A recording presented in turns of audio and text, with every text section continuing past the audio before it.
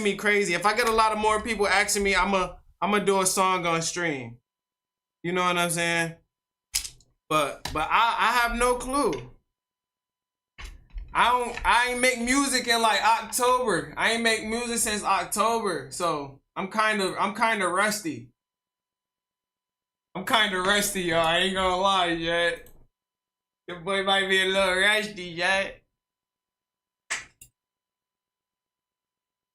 I got on this light shirt. I might have to put on my windbreaker. Armpits might start sweating out in their motherfuckers. Damn. All right, YouTube, what it do? Cameron, what it do, brother? We are about to lock in. I got my chicken wings. I got my chips. I got my popcorn. I got everything I need to relax. Hope y'all got everything y'all need to relax so we can get it going and we can get the motion going. You feel me? You feel me? If y'all want me to drop some music though, I'll definitely start cooking up. You know, I definitely start cooking back up for y'all and figure something out. This was one that I wanted to play too. I like this one. Right before we start the stream off. Yeah, you made it just in time, Cameron. I had to get in my bag, niggas changing up the mood.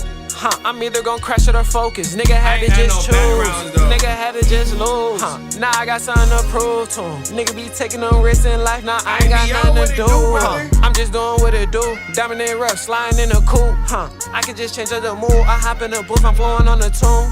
Nigga think he bulletproof, but I know my brother gon' shoot out the roof. I know I'm way too elevated. I just be on a different avenue. 25/8, 24/7. Young nigga Benji gon' hop on the stream. Steady be working on getting on sleep. Benji he toting a glide with a beam. Oh shit, yeah my bad. On GTA or Call of Duty, stay low. Yeah they won't get me. Benji tryna live in peace. Like all of my life I've been working. I'm doing this shit with a purpose. These niggas never really learn shit. These niggas never really earned it. They gatekeep, I had to learn it. I'm dedicated, I deserve it. I put my feelings in a burning pit and walk away. I feel my curse lift.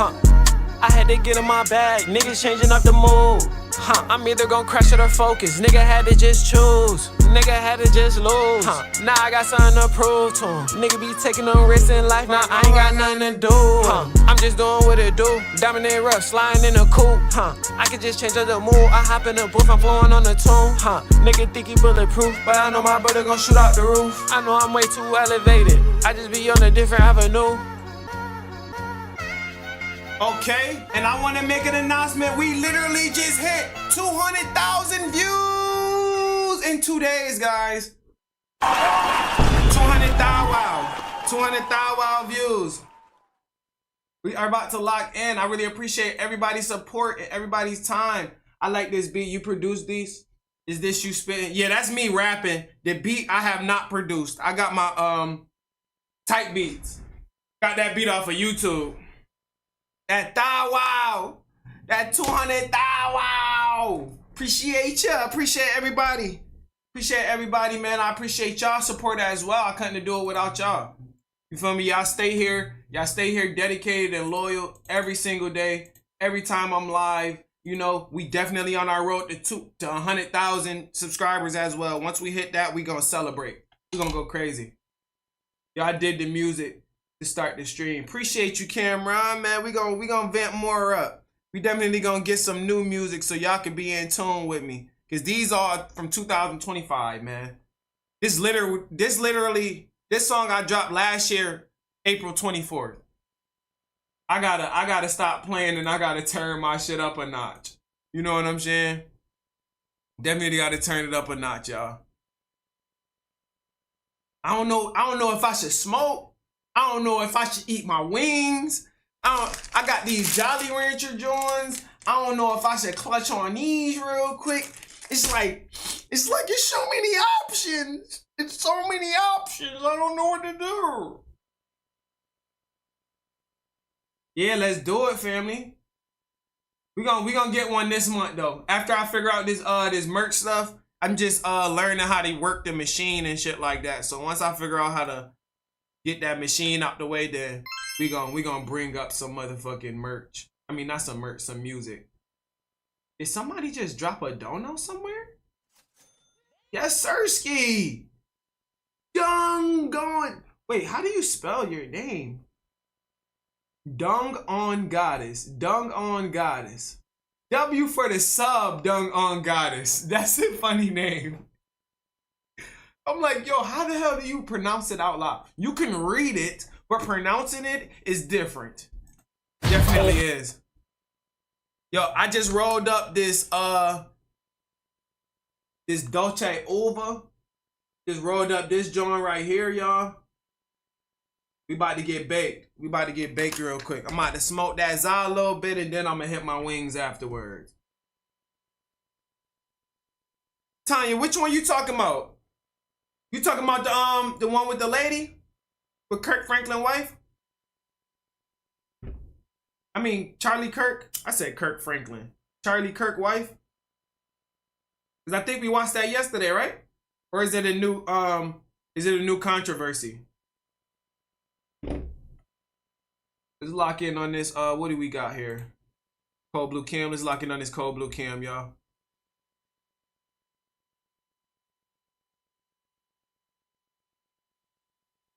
Yeah, I ain't had this flavor before.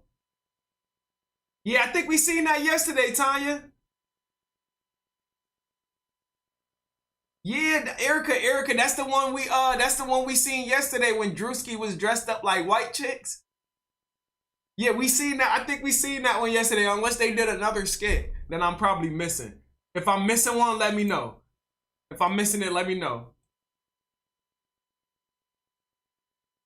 You want to know what? I think Taylor dropped that dropped the clip in there yesterday. Yeah, that's who dropped it. Taylor dropped it in the Discord yesterday.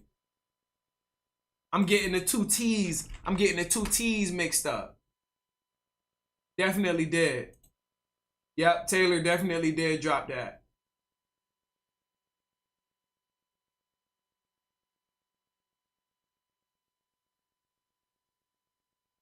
Wait. Is her name Erica Kirk? I don't think her name Erica Kirk though. Charlie Kirk's wife name. Is it? It is Erica Kirk. Oh my God. Oh. It is Erica Kirk. Oh. That's crazy. That's crazy. I'm out of the loop. I'm out of the loop. I did not know that was her name. Dad. I'm sorry. Let me be quiet. Let's get this intro going, y'all. Y'all grab y'all za.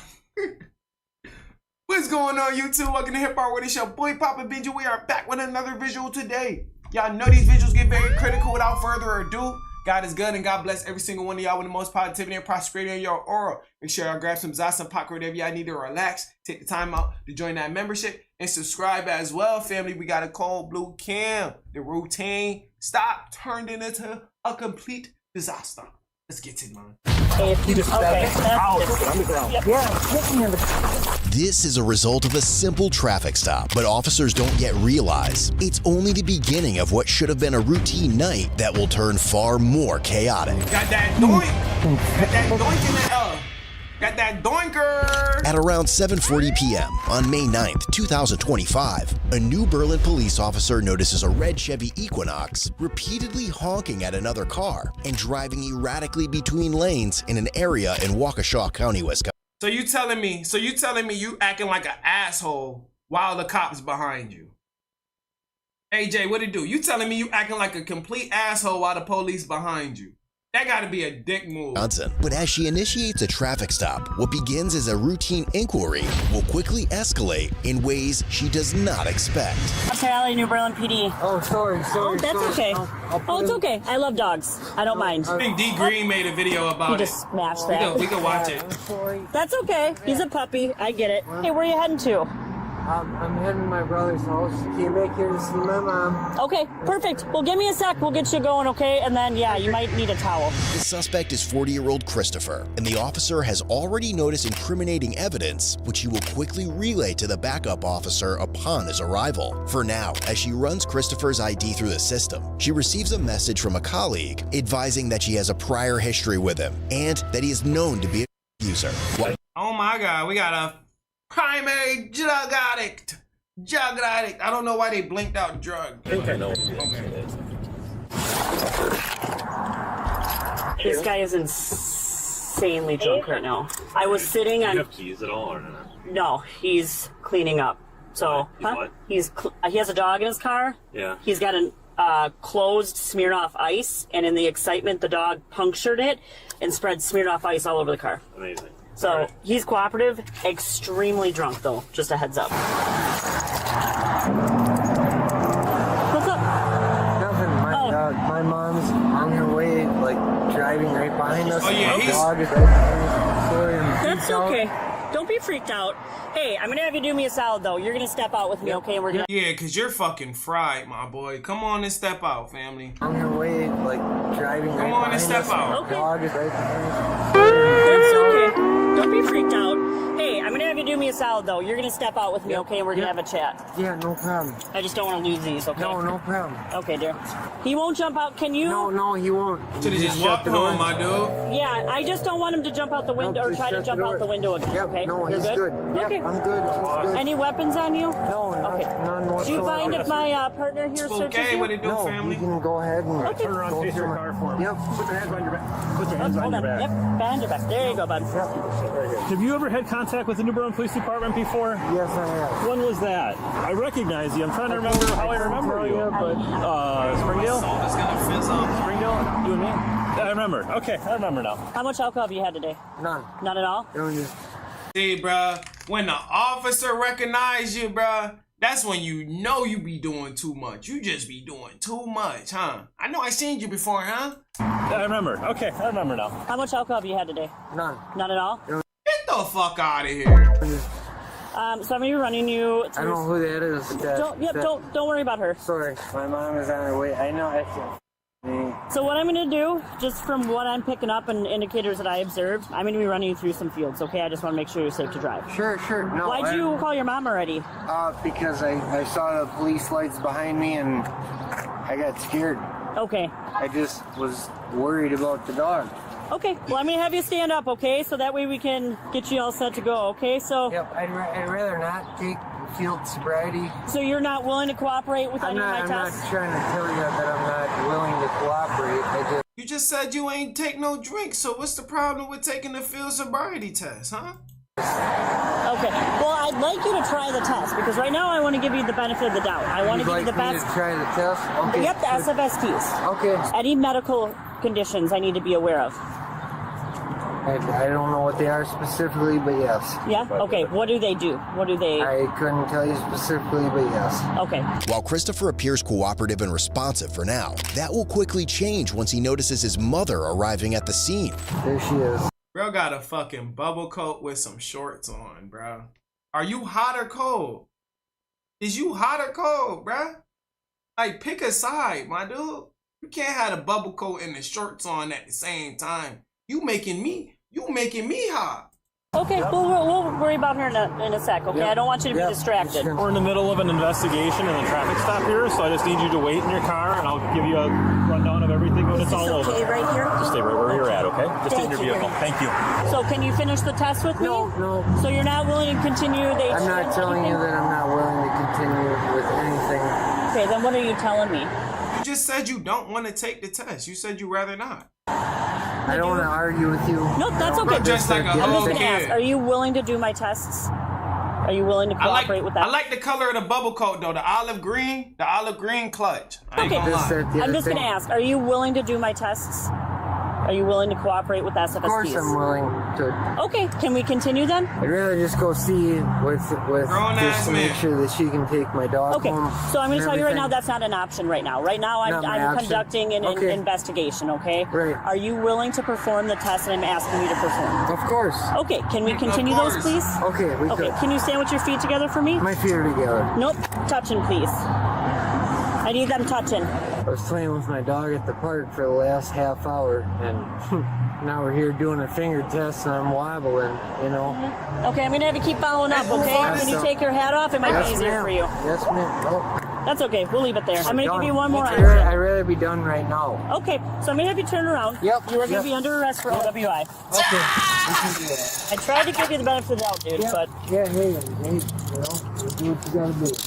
And you let her know what Yep, Okay. absolutely. And we'll Okay. make sure Winston gets in with your mom, okay? Yep, perfect. You can take care of the dog. Not going anywhere. They said, fuck that. They said, fuck that. As soon as he took his hat off and that bitch flung to the back. Yep. You're drunk. You're drunk. As soon as the hat flew, he fucked up. Oh my goodness. I'm just telling you the same thing. Both Dude. Both of you. Okay. Because they're both fucking punk motherfuckers. Wow. Damn, he's being disrespectful now, huh? All tense up all That's crazy. All right, buddy. You're gonna go in a restraint Oh, chair. yeah. Relax. You drunk, bro. You did it to yourself. Oh shit. Motherfucker. I've lived here since I was 13 years old. You're mad at I'm 42 years old right now. I know. And you f***ing want to just do what you do. Go ahead. Beat me up. Throw me in the car. Do what you do. I ain't gonna f***ing arm wrestle you, do this, that, the other thing. You guys are f***ing playing with f***ing bitch. Both of you. You're lucky you got me f***ing handcuffed. You both of you Did you lose the attitude? Hey, dude. Right, man. Cut it out. Your mother should have taught you. Where's your mother, man? Didn't your mother teach you better than that? Hey. Yeah, you get beat up in high school? You must have. Stop. Yeah. Stop. Hey, you, You're man. pissed off at yourself and you're I'm taking it out not at pissed us. off at myself. I ain't going on the mother ground. You should be mad at yourself. The only person that got drunk was you. You both. You What is he talking about? Both of you. As Christopher Man, alright, keep talking like that. I'm gonna give your fucking skinny ass a wedgie.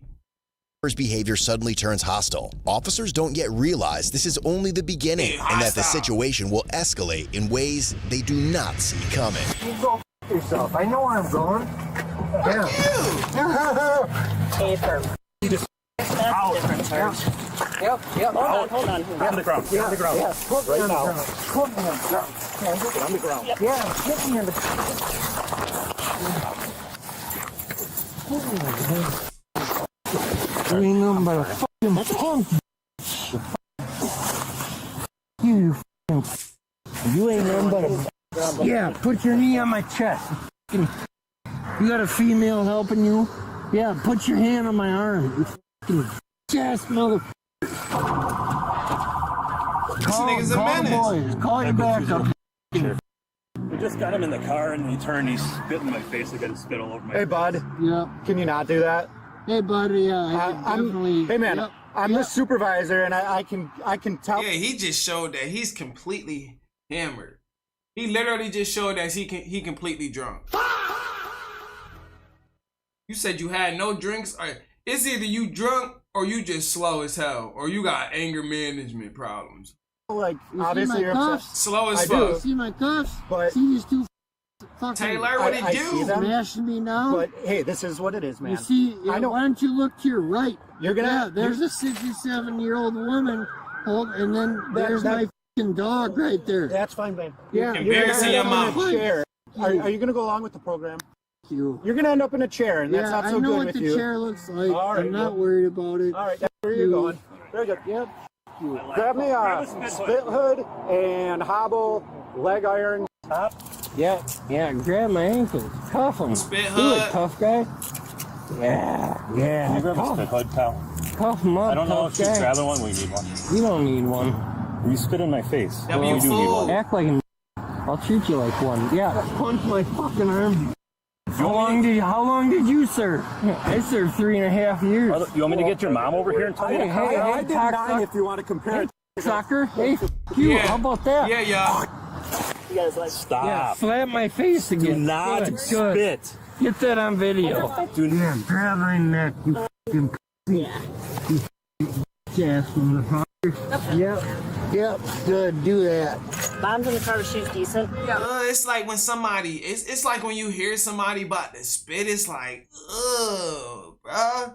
You hawking all that shit back, bruh. Try and spit on somebody, boy. Go sit your nasty stink breath ass down somewhere, boy. Bruh, smell like booty cheeks and booty crust. Mom is fine. Yeah, you're goddamn right, she's decent. You can do anything. You guys have no idea. Booty cheese All your and names booty are on the crust. police report. I can't wait. Mind if I grab a towel to wipe my face? Absolutely not. Go ahead. Yeah, wipe your face. Wipe your face. You fucking they're all, yeah, you're real tough. If I need wanted his to ass flip beat. over and fucking knock the fuck out of all 3 of you, I would. What's up? Huh? Oh, what? Did you What? threaten What? us just now? What did you say? Did I threaten you? Yeah. No, you threatened me. Oh. You just said you're going to knock the out of all 3 of us, correct? Yeah, if you keep fucking turning my fucking arms. Man, fuck that, son. Take my badge off. Take my badge off, man. Uncuff him real quick. He talking too slick, son. What's up? What's up, buddy? Beat him up real. Hit him with the quick 1, 2, 3 real quick and drop his eye real quick. Niggas be talking quick shit while they in cuffs want to spit on there. Alright, son. Get out them cuffs. Let me whoop your ass. You want to start spitting on me shit, bro? What's up, bro? You're right. Fuck that, I ain't bro. been moving for 5 minutes. So you've made every decision Justin! that's occurred here today. No. You can start incorrect. making good ones. Incorrect. You can start making good ones. Incorrect. As Christopher continues lashing out at all Got your ass all out, bro. Nobody want to see this, bro. Got you bent over, face down with your ass out, bro. Like, come on, bro. That's how you want to get arrested. This how you constantly want to get arrested, fam? It's not the way, bro. This is not the way. officers. They will later learn that he already has 2 open cases out of Walworth County, including misdemeanor charges. Ew! Look at his face. This nigga got a pepperoni face. Pepperoni sausage pizza face eye boy. Bro, he look like he got something, bro. I ain't even gonna lie, fam. Christopher, you gotta go get checked out, fam. I ain't gonna lie. Charges for That shit carrying a look concealed nasty. knife, paraphernalia, and possession of cocaine. He is also under restrictions Damn, you prohibiting had- alcohol You had Zot and that yayo, bro? Damn, they need to belt your ass, bro. possession and consumption, I look like a which he has walking clearly crayon. violated this day. Take his Piece shoes of off. chalk. I searched him out, not search his shoes. Yep. Everything else should be good. I got knives and guns in my fucking shoes. You fucking But even after being tackled by several officers, Christopher continues to threaten and insult them as they prepare to take him to the hospital for mandatory blood work. Stay on your side, please. stay on your side. Yeah, just right on your side. Just like that. Just like. Yourself. How about that? Well, we don't want to do that. Yeah. Do you want Then I'm gonna to let swap go. out? I will Yeah. get Do the whatever dog you wanna and do, get man. her You guys into have mom and time. get her. Yep. We're gonna roll on your side. Just Hi. Please, I was going to let you get out of here. Do you want me? Is he okay if I just grab his collar and put him in here? Hang on tight. Hell yeah, Justin. Side? Yep. That way you don't have to sit here. I wanted to get you out of here. I'm sorry. Yeah, Mama Love done had to sit there that whole time and experience that bullshit. Like, come on, bruh. Set a better example for your mama. Dead ass.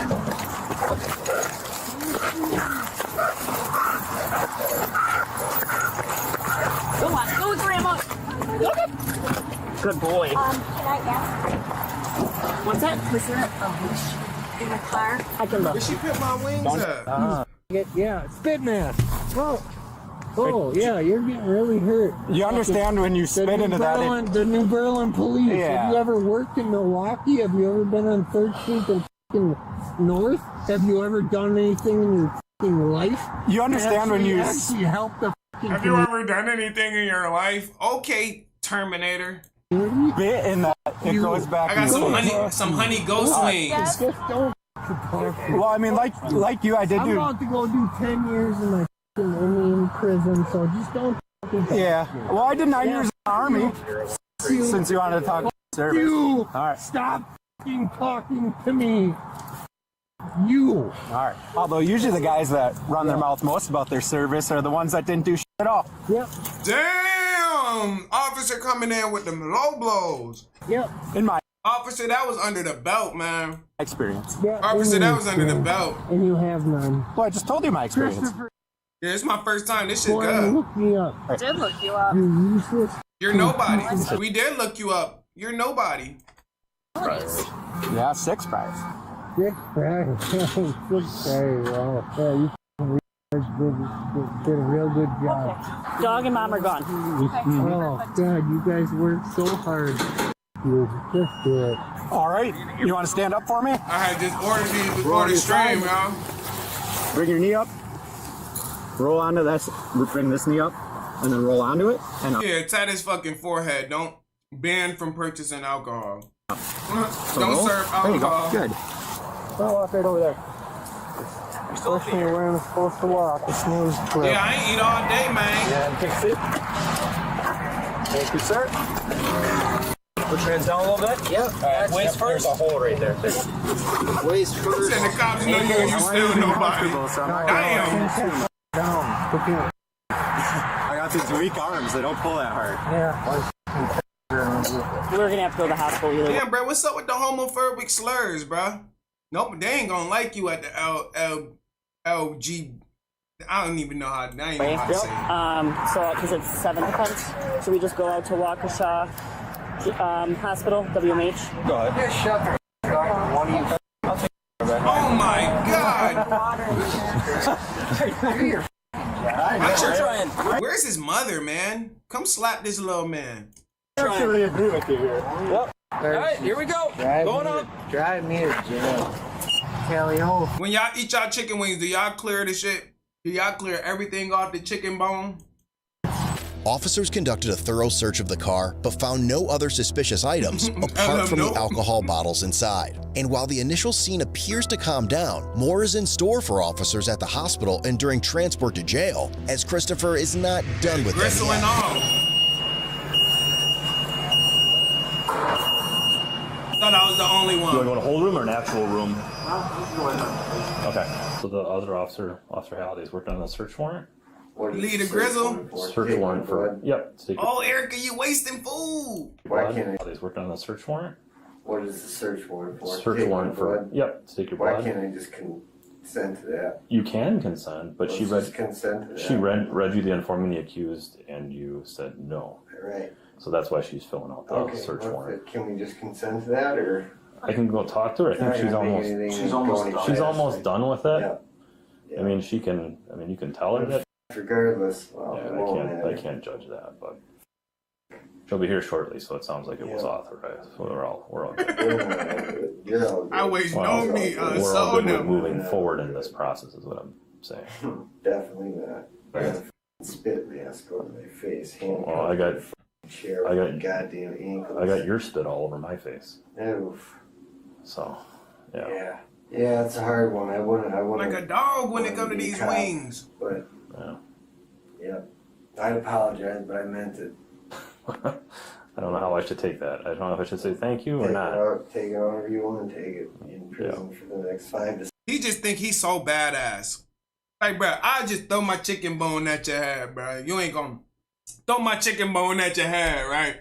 You ain't gonna do nothing. You ain't gonna do nothing.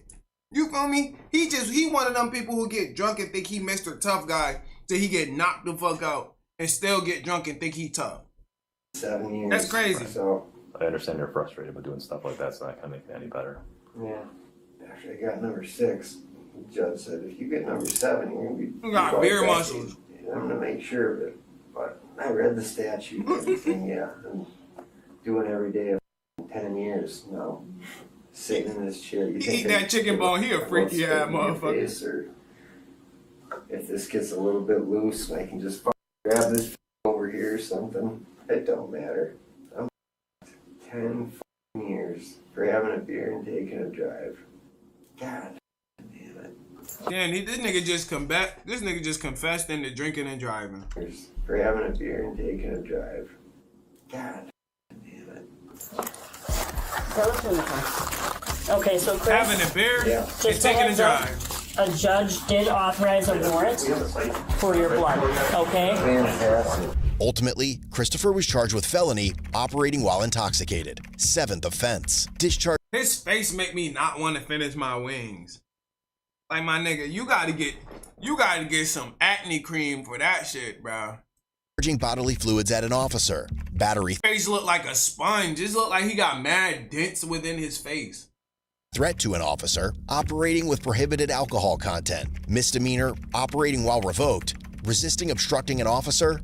Bail jumping ×2. His cash bond was set at $30,000. Eventually, he was found guilty due to a no contest plea of OWI, discharging bodily fluids, and battery threat to an officer. Remaining charges were dismissed. Boy, got the Ultimately, sides. he was sentenced to 6 years in state prison, followed by 8 years of extended supervision. God damn, boy. 6 years and 8 years extended supervision, bro. I would hate to be supervised for 8 fucking years. That's way too long, my nigga. I don't care. I don't care, bro. A year is too long for me, bro. I wouldn't even say what I would do. You feel me? I wouldn't even say what I would do. Because I don't even want to be promoting that type of violence. You know what I mean? But shit, who the fuck want to be alive and you got to be supervised and potentially could go back to jail for doing some bullshit? Man, I want to be free. I want to smoke my zob. I want to be free. Fuck that. And they got hella felonies, bro. Like, come on, dude. Get it together, man. Whether you're on patrol, on the couch, or in an interrogation room,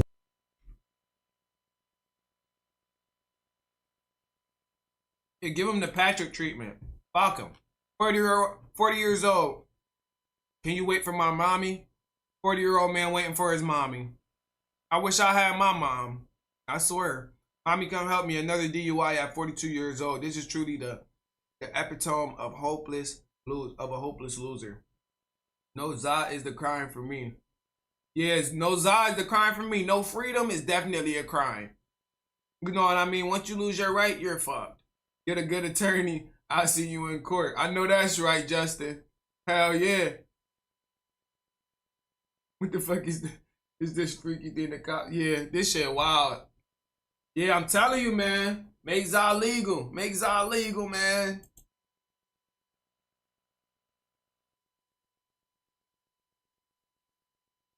What? That's Baltimore, right?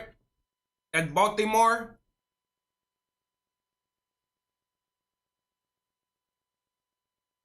I know I seen IBO here somewhere. Brando, what it do, brother?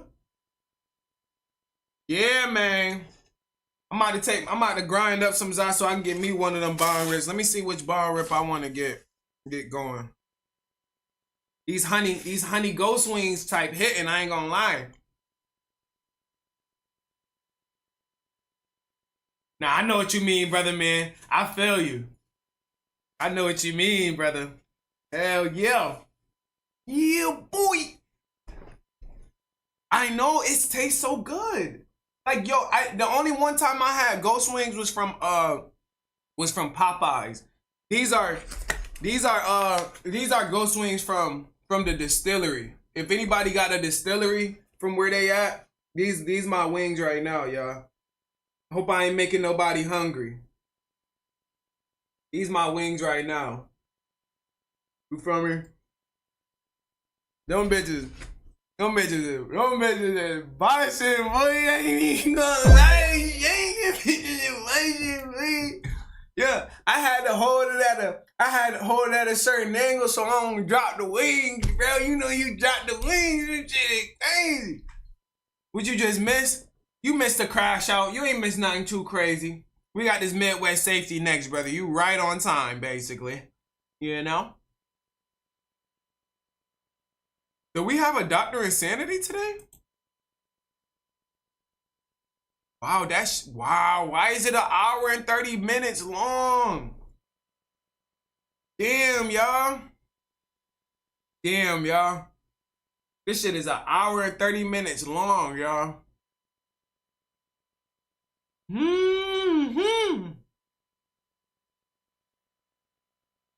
We gonna have a long stream right now. We gonna have a long video right now, y'all. We might have to We might have to check that Dr. Insanity out. And that might be the last fucking video of the goddamn stream. An hour and a half? That's the whole damn, that's what I'm saying. That's damn near the whole stream, bruh. What the fuck, bruh? We gotta make sure we get to that video at least at 10. Yeah, that one gonna be crazy. That one better be good. It better be good, y'all. I think we could probably skip through. I think we could probably skip through certain segments in there. Who knows? Who knows? Let's see how far it goes, y'all. Let's see how far it takes us. Justin, I ain't forget about you, man. I'm about to grind out my bong rip right now for you, brother. Yeah, we got this. We got to get through this shit, man. Dr. Insanity. Motherfucker got an hour long one. God damn. Shit. Right. Always clean your bowls out. You said do a big bong rip and hold it in. Oh yeah. Justin trying to kill your boy.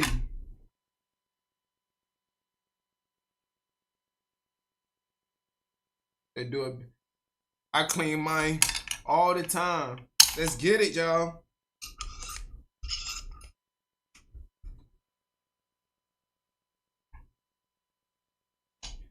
All right, cool. But yeah, how everybody day was. Did anybody have dinner yet? Is anybody? Yeah, y'all should have dinner yet. What y'all have for dinner? What everybody have for dinner? Brady said, hold that shit in. All right, man. Let me hold this iron. Let me take this bong grip and hold this iron real quick. Cause I ain't gonna be able to hit this bong while I'm reacting to the video. So let me get this bong rip going.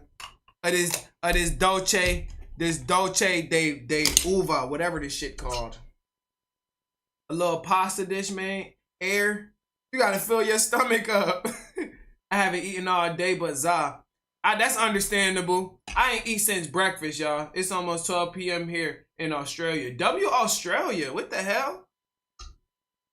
We had somebody from Brazil yesterday. I'm glad that I'm getting that. We're literally going global. We're not literally only in the United States. We're going worldwide. Hey, Poppa Benji and chat said 11 hugs from WV. Hope everyone has an amazing night. I'm new, liked, and subscribed. Kelly, I appreciate you. Welcome to the live. We get smacked over here. So I hope you got your Zaya popcorn or whatever you need to relax. Let's get it going. Let's get it, man.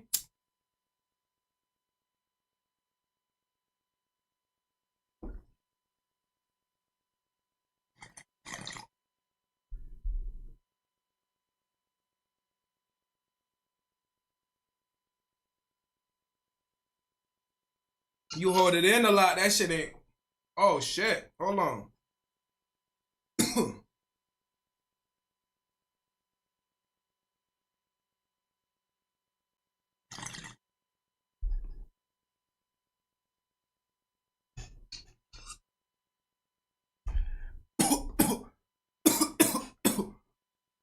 Nah, that first one just kicked my ass.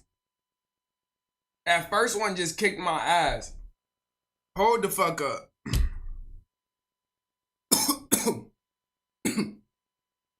Hold the fuck up. That Christmas morning? Oh, yes, sir. That shit had a gut taste to that bitch. That shit just made me a little hot, boy. Hold on. Woo! Woo! Damn! God damn! Let's rock out with the intro, man. Shit be making me get naked. Damn. Damn, her shit. You wild for that one. Let's lock in. We do you too. Welcome to Hip Hop World. It's your boy Poppa Benji. We're back with another visual today. Y'all know these visuals get very critical. Without further ado, God is good. And God bless you all the most positivity and prosperity in your aura. Make sure I take the time out to join that membership and subscribe, family. Grab some some popcorn, whatever you need to relax, and let's get it going. We got a W Midwest Safety today. Make sure y'all take the time out to go subscribe to Midwest Safety as well. Without further ado, let's lock it in, man. That shit got me smacked, yo. Nigga, bacon over here. Hello. Hi. Get your driver's license on you. Yeah, sure. This is your car? It's run by. All right. You have registration, proof, insurance with it? How's your driving record? It's good. Like I said, it's good. Yeah, I'll dig through it. Sit tight.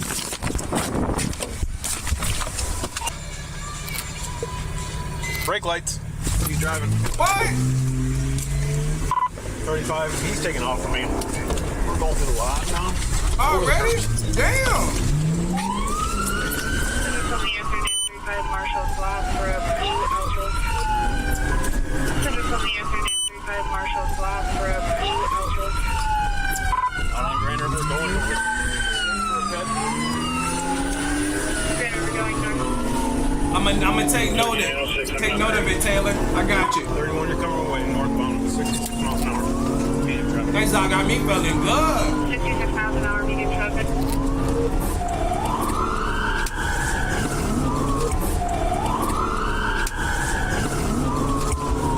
Going through Hilton, westbound.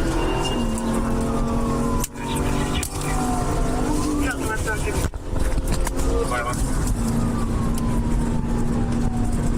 Was it worth it?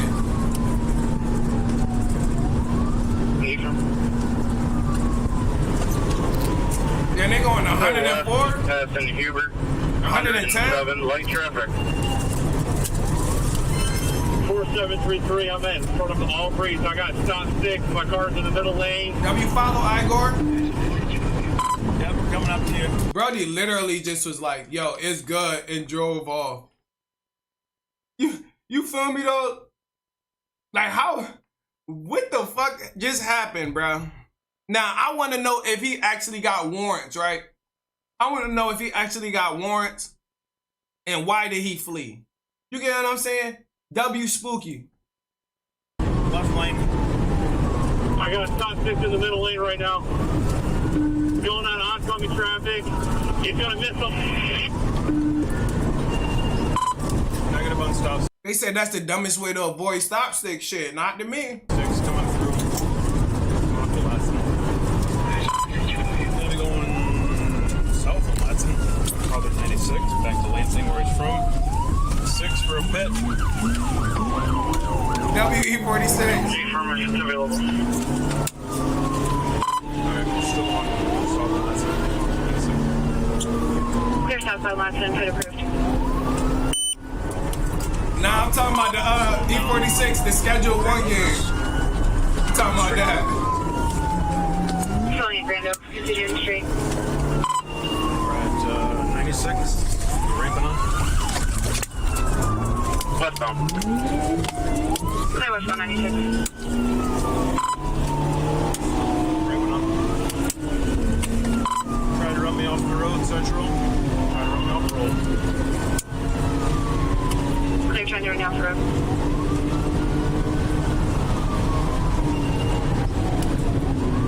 Miles an hour westbound from Latson. Light traffic. 100 miles an hour westbound, light traffic. One thing you could tell about him, this is not his first time, y'all. This is not his first time in the pursuit. This boy's done this shit before. Is this the dumbest way to avoid the stop sticks? Or was it the other way?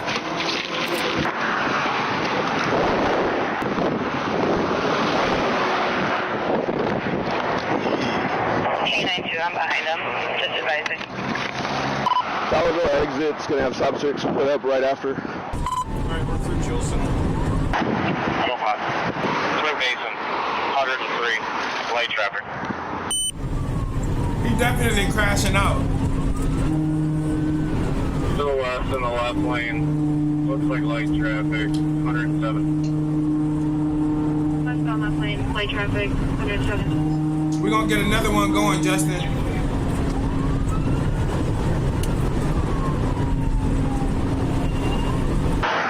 Back off, let me stop signal, back off. Back off. Go ahead.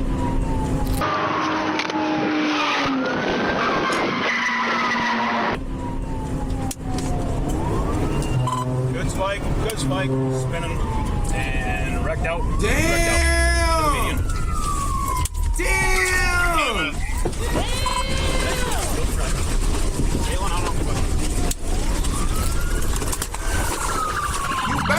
Surrender, motherfucker.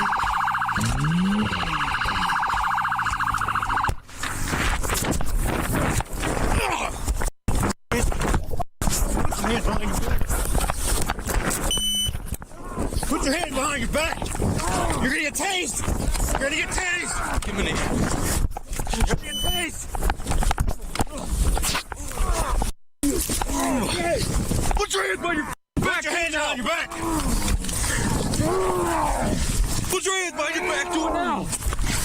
I'm gonna tase you. Ow! Okay. Put your hands behind your back right now. Put them behind your back. Okay. Here's one. Got it. Here's one. Good. Yep. Got the jacket. You guys. Just keep working on them. You. Yeah, no,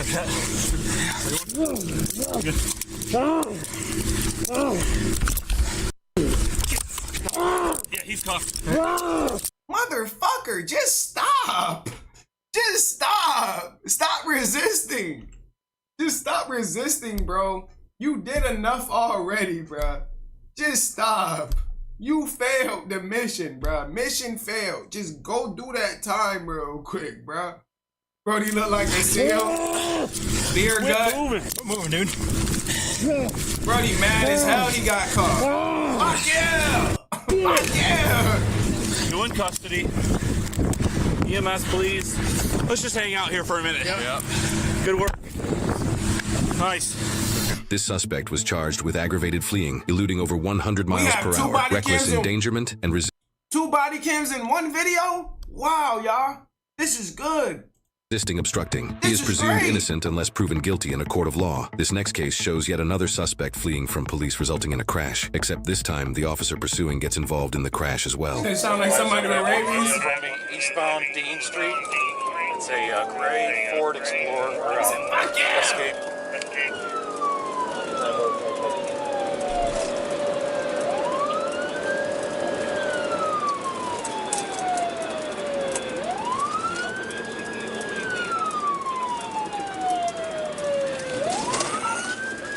Mississippi! Oh!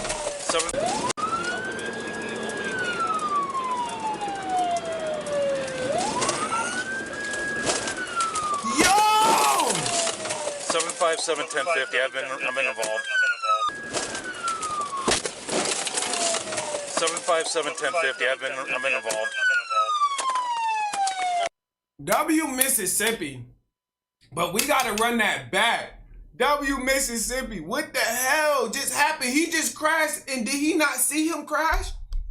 Did he just not see him crash, bro? That's crazy. This one got crazy. I'm not gonna lie.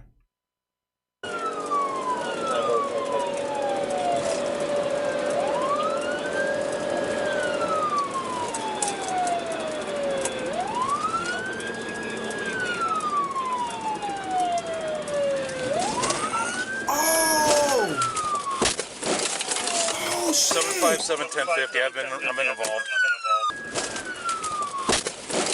Damn. 757-1050. I've been involved. Brody hit like 2 cars and he hit the other car, bro. How did you not see that shit? How did he not? He just ran completely into the car. Are you drunk, officer? What in the fuck?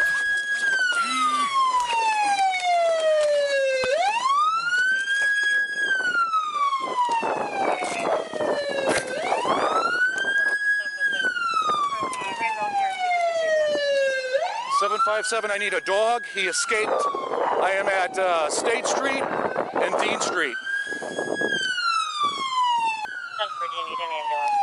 Somebody about to get a new car. I don't believe so. I don't know if you said you don't believe so or you do for your ambulance. I appear to be fine. You appear to be fine. Okay.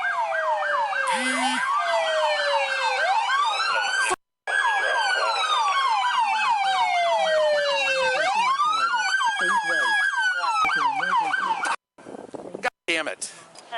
Set up a Fuck! He got away! He got away! I don't know who it is. He was in this gray Escape. Okay. He said if you didn't. He said if you didn't suck, bro, wouldn't have escaped. Yo, No, that's I got so out. I had to funny fight as the fuck. airbag, and I went over here, and he was gone. Good? Yeah, I think so. Okay. Son of a bitch. Yeah, when he bet them that dude nuts, that shit had my stomach curling. Where did they go? We got the thermal. I'm gonna guess eastbound, Dave. I have no idea. I was trying to fight my airbag to get out of the car. 10-4. Morning, honey. Yeah, I'm good. I couldn't stop because of the wet pavement. Yeah. And I slowed down for him, and then I saw the crash. I'm like, I tried my damnedest to stop. So I don't know which car I hit. I think I hit this one. 757. I'm going to need a tow for my squad. Sure you don't need anything? Yeah. I'm just pissed off. I couldn't stop because of the pavement. What was he wearing? I have no idea. Okay. I couldn't get out of the car because of the airbag. All right. Over the course of the He said he slipped on the water. He said he slipped on the water. You should have kept your distance, fam. You wasn't paying attention. On that dash cam, it's gonna look like you wasn't paying attention. next 4 hours, police... It's when you crash, right? It's not like you say, oh shit. You know how somebody will react before they crash? That Brody just smacked the shit. I couldn't get out of the car because of the airbag. Was like, nah.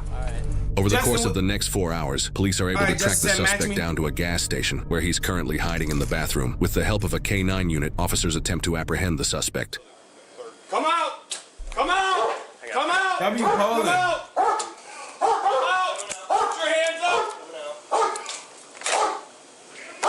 Come out! Yeah, nice and slow. Get your hands up. We hear you. Nice and slow, motherfucker. We need to see your hands. All right. Come out. We got it. I love Dippin' Dots. Hands! Hands! Keep showing hands. Hold on. Actually, wait. Hands! I take the Oreos and the blue pack of Chips Ahoy. On a bad day, I take the red pack. But the brown pack, that's a little too much chocolate. Hands! Keep showing hands. On the ground now. Turn around. Germany. Back. Turn around. You want the Chewy? Hey, You can have probably them. the other side. Nah, I still knock them down though. No count. On the ground. On your knees. Knees. Knees. Knees. I got hands. Hands on lower back. Hands on your knees. Hands on your knees. Hold them here. Spread your feet.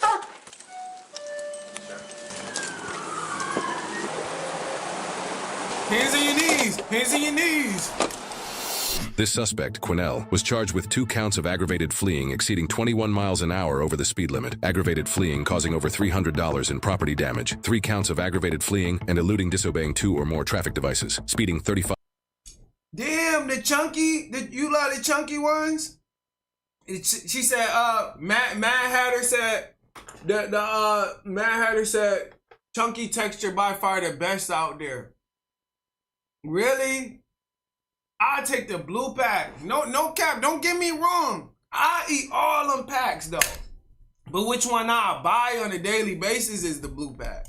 5 or more miles an hour over the speed limit, 2 counts of leaving the scene of a crash, disobeying traffic control signals, failure to signal when turning, failure to signal when changing lanes, and improper lane usage. He pleaded guilty to 1 count of aggravated fleeing and eluding disobeying 2 or more traffic devices, and no contest to the rest of the charges. He was sentenced to 30 months in prison with 126 days of credit. He was ordered to serve at least 50% of that sentence before being placed on mandatory supervised release for 6 months. He was also ordered to pay $1,081 in court costs and $12,755.60 in restitution.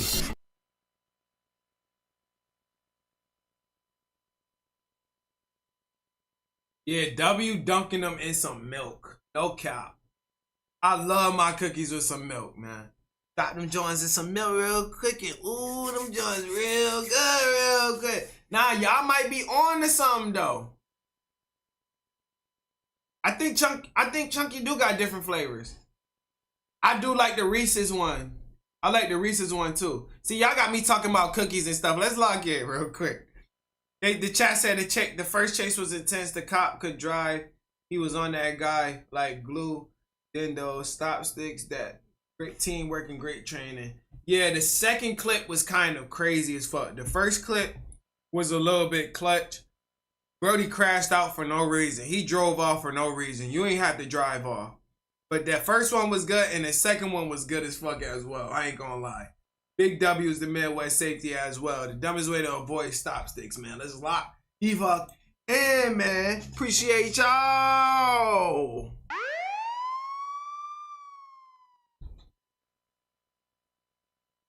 All right, let's lock in. We got a long one right now, y'all. We got a long one. I've been munching down this candy. Let me take a bong rip, another bong rip. Clean my joint real quick, man. We got a long video right now. We got a long ass video right now. LB, what it do, family? W Twinkies.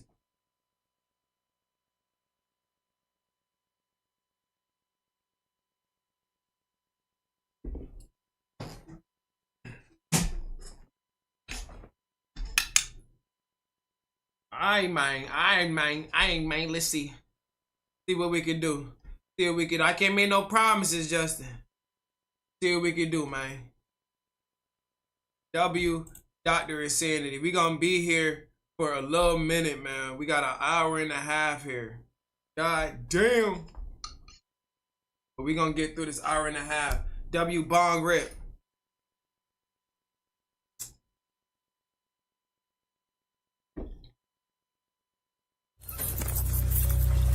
All right.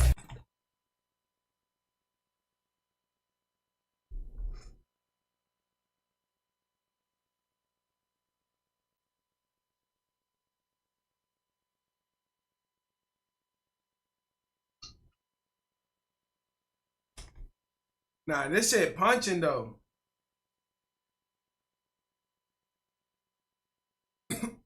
Said 10 seconds? 10 seconds, that was too slow? That was too slow? That shit punching though, I ain't gonna lie, this some gas. I don't know if you know, this shit some gas, squad. But we gonna get another one going. We gonna get another one going. Let me try and pack it up a little more. Try and pack it up a little more. I got a little bowl, you know? Brody said no. Brody said no gag. What the fuck? Hey yo. Yo, what the fuck? Brody said no gag. That's crazy work. All right, Sean. Let's get it going.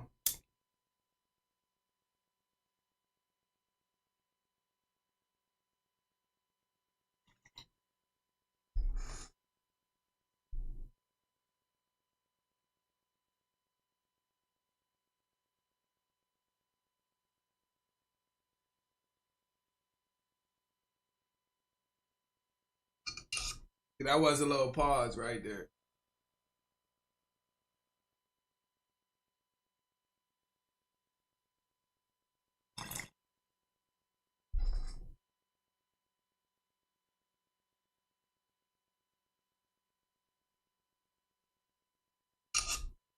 I ain't gonna lie.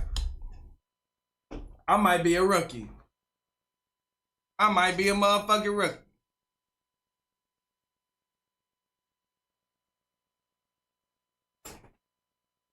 I might be a rookie, man. Nah, but that shit definitely give you a good hit, though. I ain't gonna lie. Yo, when I smoke, my nose be sweating, y'all.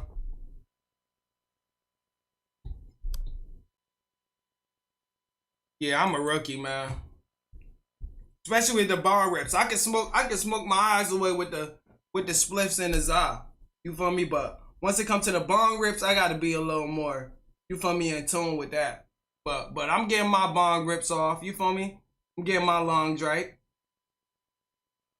What do you two? Welcome to Hip Hop World. It's your boy Poppa Benji. You are back with another visual today. Y'all know these visuals get very critical. Without further ado, God is good. And God bless you all with the most positivity and prosperity in your aura, man. Make sure I take the time out to join that membership and subscribe, family.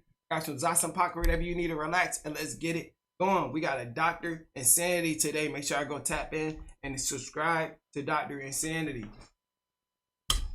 Yeah, the bond can take you out for sure, for sure. Gotta tread light. All right. You inhaling that, and then you inhaling the smoke too, and then you holding it. I'm here with Miss Cassandra. Officers have just arrived at the getaway motel of 28-year-old Cassandra Douglas. For the last 24 hours, she and her brother have been on the run after 3 of their family members were found dead and burned in the desert. Oh, fuck no. 99% this is either an animal or a person.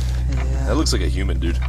And as these local officers prepare to confront the primary suspect of the most important case they've ever worked on, nothing could prepare them for the horrifying discoveries they're about to make. Calls the police. Anyone inside, make yourself known. This is a horrible nightmare. What are we looking at here? I don't, you tell me. This is one of the worst things that I've ever had to be involved with. It's a routine Friday afternoon at the Otero County Sheriff's Office when dispatch begins receiving a series of unusual 911 calls from a young man. Communications. Hi, good morning. I'm hoping to file a police report, and I might need some assistance doing so. Okay, and what's your first and last name? Kane Mays. Okay, and tell me what's going on. I've been living abroad for the past 6 years, and I found out that my father died last year shortly after Christmas. I have recently returned home. I'm living in New Mexico again, and I was hoping to return to the family property. Since his passing, tons and tons of family possessions and property have all gone missing and have either been sold off, lost, or stolen. And I'm looking to reassume possession of the property, but there are people squatting in the house. Do you know who these people are? I do. I could give you first and last names, but not anything much else. Kane goes on to clarify that the squatters inside his deceased father's property are actually family members, mainly his Uncle Victor, who allegedly took over the property. He look like a girl a little bit. No disrespect. And is living there with Kane's grandmother and his stepbrother. He also seemingly claims that his Uncle Victor has sold off valuable assets, including firearms and expensive jewelry belonging to his father. The dispatcher logs the information Kane provides and passes it along for legal follow-up. However, not long after this first contact, on a Monday morning in January 2025, Kane calls again. But this time, it's for something strangely different. Dispatch. Hi there. I was calling because I'm wondering, what would it take for me to request a wellness check on somebody? A welfare check on... My grandmother, Mary Mauser. Okay. The sergeant is aware. They are on an emergency call right now. As soon as they're done, we'll head up there to do a welfare check. Okay, excellent. Thank you, miss. You're welcome. A couple of hours after Kane requests a welfare check for his grandmother Mary, he calls police again for the third time to share new updates. To the Rosa Communications, you're on a recorded line. How can I help you? Hi, my name is Kane. I called earlier regarding wellness. So Sergeant Nordquist is going to give you a call back.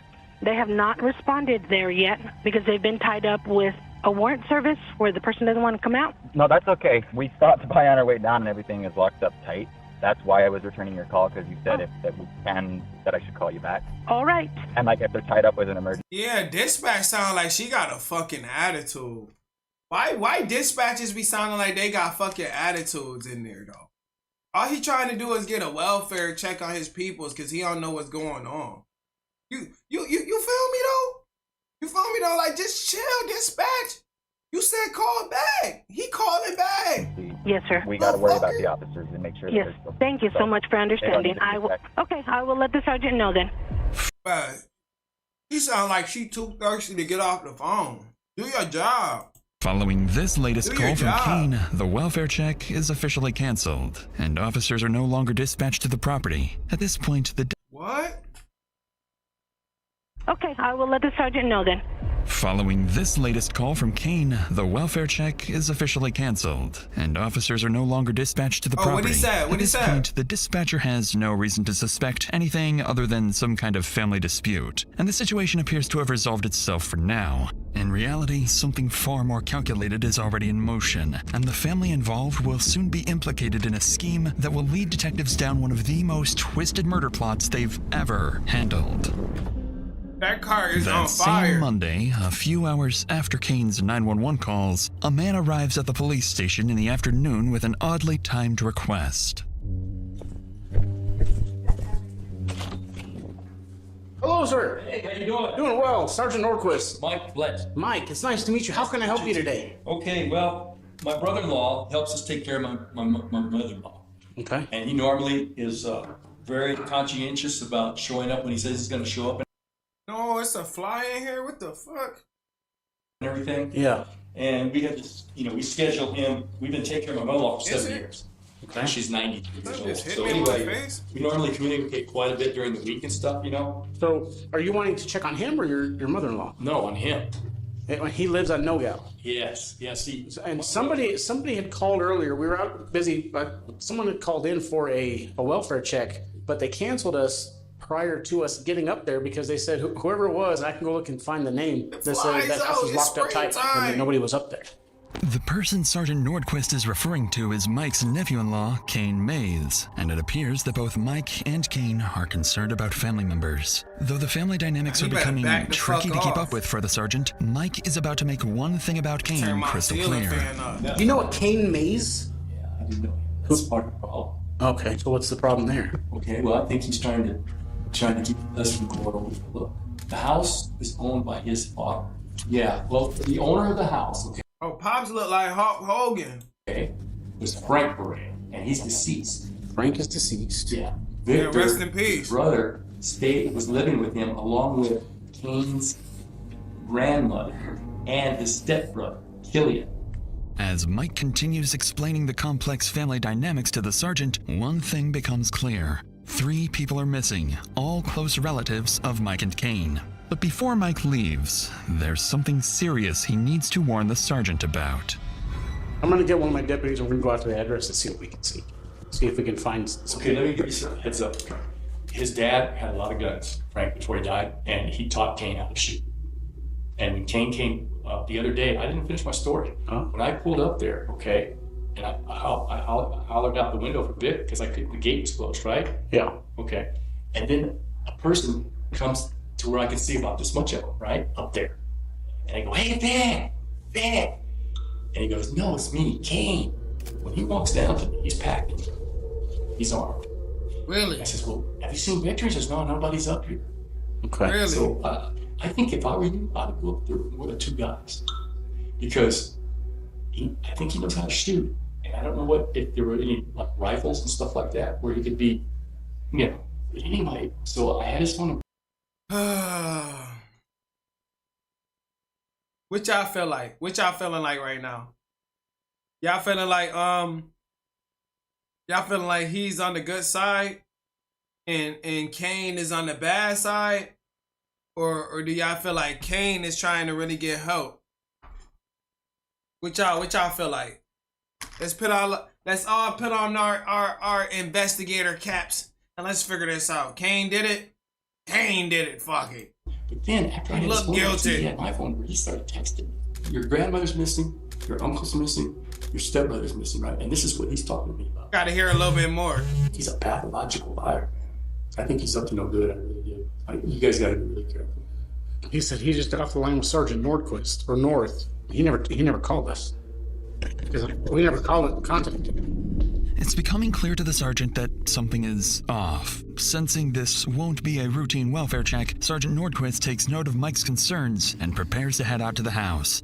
What makes this case so unique isn't just the crime scene officers will soon walk into, but the way police have to piece it together, using advanced forensics and strategic elicitation to cut through the lies. And as the investigation unfolds, this will prove to be one of the most resource-intensive cases for everyone involved, with constant pressure, long hours, and difficult decisions at every step. Many of us deal with our own pressure. This shit about to get very, very, very interesting, bro. I swear to you, bro. He looking suspicious with those actions. He definitely is.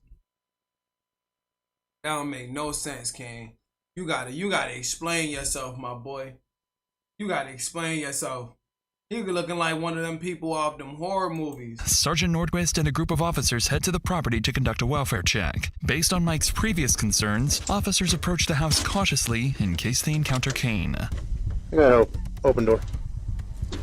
Sheriff's office! Sheriff's office, if you're in here, make yourself known!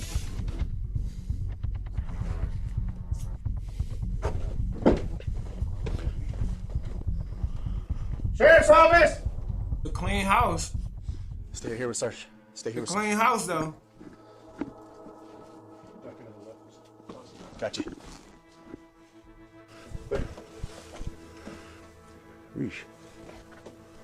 Alright, it's messy in there. Stacked and piled. Yeah. Messy in there, though. The doorknob was locked on this? Yeah. Literally, when I went like that, I was like, the door just kept going. I was like, Puzzled by the home's disarray, officers leave after confirming no one is inside. With boxes stacked throughout the home and both of Victor's cars, the blue and green Subarus missing, officers assume the family may have moved out. In reality, the clutter wasn't accidental. It was intentionally staged. Yeah, till you got farther in the back, got a little more clutter. To conceal evidence of foul play, and it has done exactly that.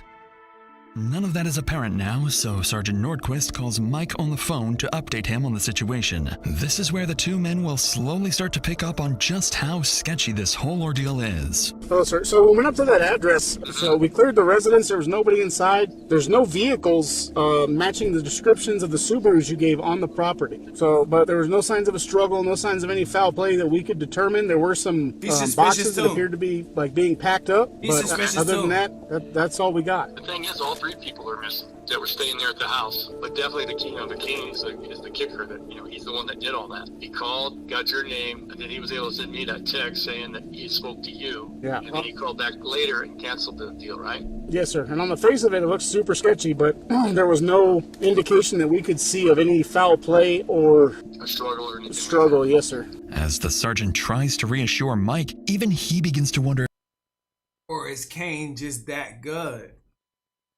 Let me find out Kane one of them serial killers, bruh.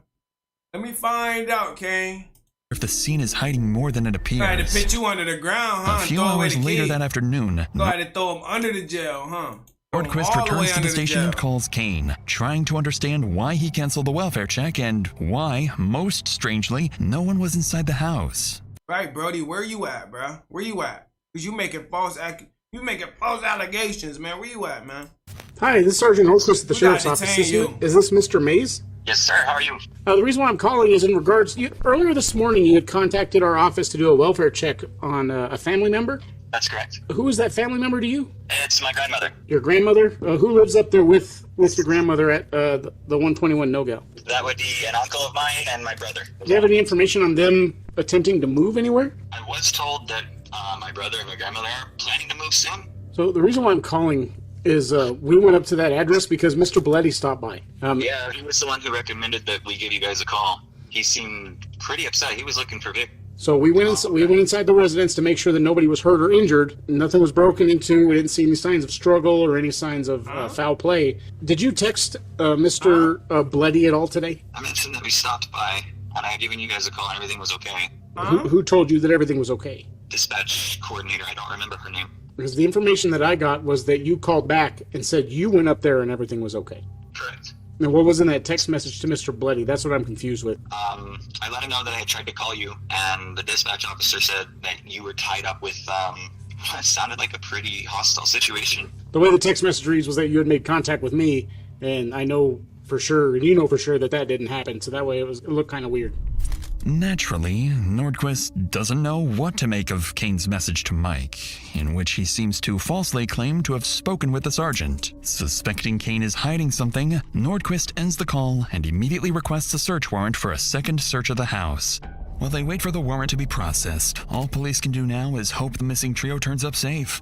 A hope that is far removed. That's why I said we only 14, 15 minutes in. We can't trust nobody right now. From the gruesome reality awaiting them just a few hours from now. Can't trust nobody. Early on a Wednesday morning that week, around 10 a.m., something strange happens about 200 yards from the house where the trio vanished. A passerby takes notice and calls 911. 911, where's your emergency? Yeah, I'm phoning about there's a fire off into the mounds area. I called before about 2 minutes ago. So we drove down the road to see if we could get a better view of the fire to help you guys out. Okay. Well, we have already toned out the fire department, so we will get units headed that way to see if they can locate. Yeah. Okay. I sit at the top of crazy that road for a second. They'll be able to see it. We'll let them know. Shortly after the call, 2 deputies are dispatched to investigate the fire. Once they arrive at the reported location, one of them spots something disturbing in the distance. A burned, flipped-over vehicle matching one of Victor's missing cars. We got tire tracks towards the direction I walked. Just follow the path.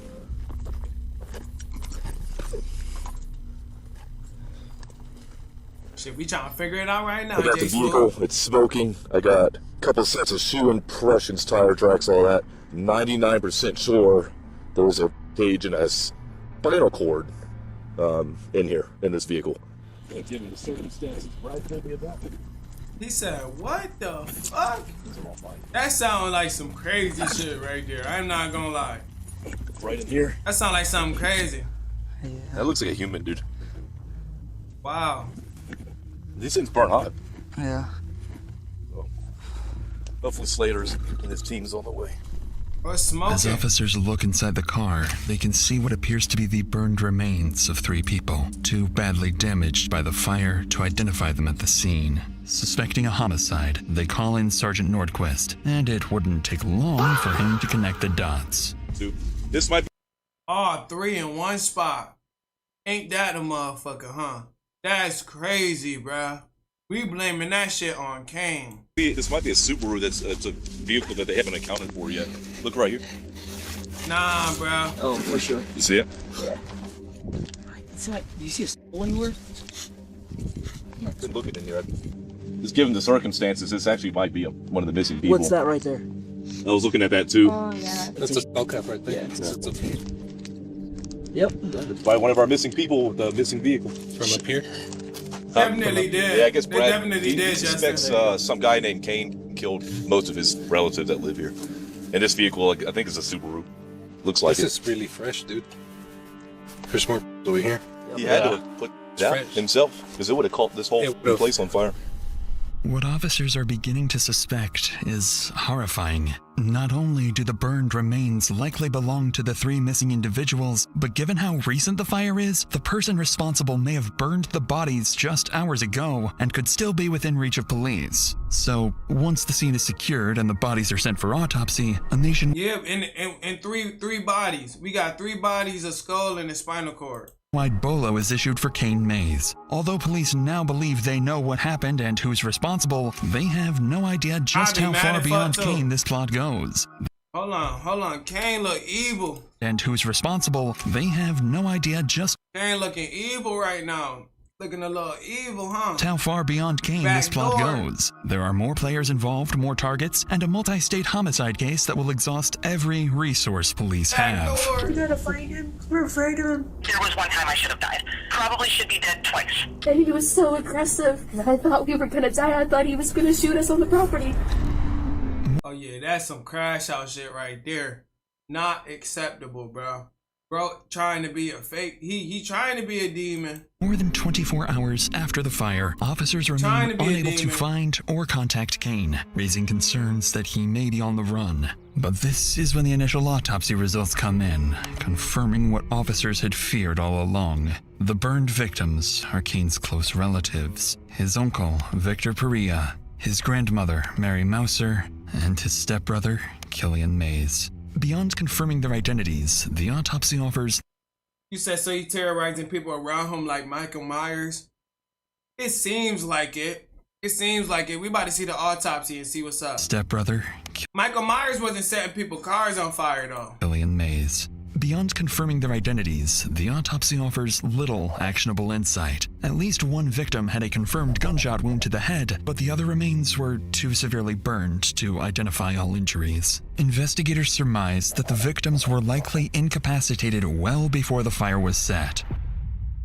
Following these horrific findings, they begin digging deeper into their main suspect's background. It turns out Kane Mays had been living in Canada and working as an engineer until just a few months earlier, and had several documented domestic incidents involving his wife. Hoping she may know where her husband is, officers reach out to Kane's wife on the phone, where they'll find out she might know far more than that. Hello, my name's Justin Mitchell. I'm a detective with the Otero County Sheriff's Office in New Mexico. Are you Samantha? Yes, I am. I had a feeling I might receive a call. Definitely killed him before the fire. She said she had a feeling she might receive a call. That's crazy. With the Otero County Sheriff's Office in New Mexico. What? Are you Samantha? Yes, I am. I had a feeling I might receive a call from you at some point since I did give you guys a call. Yes, ma'am. You want to tell me from the beginning, like how you met him and your relationship with him? I've actually been speaking to the Ontario Provincial Police because I thought he was messing with me, like I'd mentioned. So I'm also filing a case against him right now, but because it's Canadian and now he's in America, who knows if that's gonna... But he was physically violent with me, and I have evidence of it. Yeah, we just met playing video games online, and we started an online relationship, and for a few years, it was just basically we would talk. And then one day, he calls me up and he says that his father disowned him, and he needs... Yeah, I met online playing fucking video games. Am I kidding? To move here right away. He'd always been verbally towards me, and just in general, he had a weird attitude towards things. Eventually we moved out. Brace yourself for this one, because I feel that I didn't come forward. Told people that he had beaten me, and now this has happened. I'm gonna be honest with you. That met a future domestic violent motherfucker. That crazy work. Like, we both had an alcohol problem, but I never drank before I met him. I never seen no shit like that. Me, and he pressured me. Yeah, that shit is hella loud and scratchy though, I ain't gonna lie. To drink a lot. Like, there was always a pressure. He wanted me to do it. He just did start hitting me. He did start getting violent with me. Probably should be dead twice. Samantha's statements are nothing short of horrifying. But even worse, she would share a terrifying recording with detectives, captured during one of the numerous domestic incidents involving Kane. You just let me go. And I do every time. When you ask, I'll let you go. I don't want you to. What the fuck? Is this your neck? Is this your neck? The rest of this recording is too disturbing to play on YouTube, but it clearly documents an alleged serious domestic violence incident involving Kane. Investigators now know they must act quickly, as more people, including Samantha, could be in immediate danger. So later that day, after securing approval for the earlier search warrant, police return to the victim's house, but this time, they bring special... What's wrong with him, boy? Boy, back the fuck up, boy. chemicals called Blue Star, used to hunt for hidden blood, bullets, and evidence that may have been cleaned up. And what they're about to uncover would reveal just how many crucial clues officers had missed during the initial search. Inside the kitchen, detectives spot one of 3 spent .22 caliber shell casings, along with a live .22 round. Using Blue Star, they also detect high-velocity blood spatter throughout the home. As the search continues, oh, because the nigga cleaned it up, huh? Investigators notice clear attempts to... That's crazy as fuck, bruh. How long was this footage again? How long ago was this footage? I don't think they got a date on the body cams or nothing like that, bro. That shit crazy work. Clean up the scene, and given the precision and speed with which the bodies were disposed of, they begin to suspect a grim possibility. This was not the work of a single perpetrator. But then officers find something very strange. Condoms and pregnancy tests stored with cleaning supplies near the well house and septic area. Following these disturbing findings, police would continue searching the property and contacting Kane's relatives, worried he may already be far away, possibly even on his way back to Canada. Oh, wait, bro. If he go back to Canada, y'all might be cooked. I ain't gonna lie to y'all. A few days later, as detectives continue searching for leads on Kane, they decide to pay Mike and his wife, Lourdes Blett, a visit. Just like Kane, Lourdes also has personal ties to all 3 victims. Victor Peria was her brother, Killian Mays was her grandnephew, and Mary Mouser was her brother's partner. But before investigators can hope to learn anything about Kane's whereabouts or possible accomplices, they must first deliver the tragic news to the couple. That's crazy. Got a nice name. Hi, Lourdes, how are you? Detective, how are you? What's your first name? Bobby.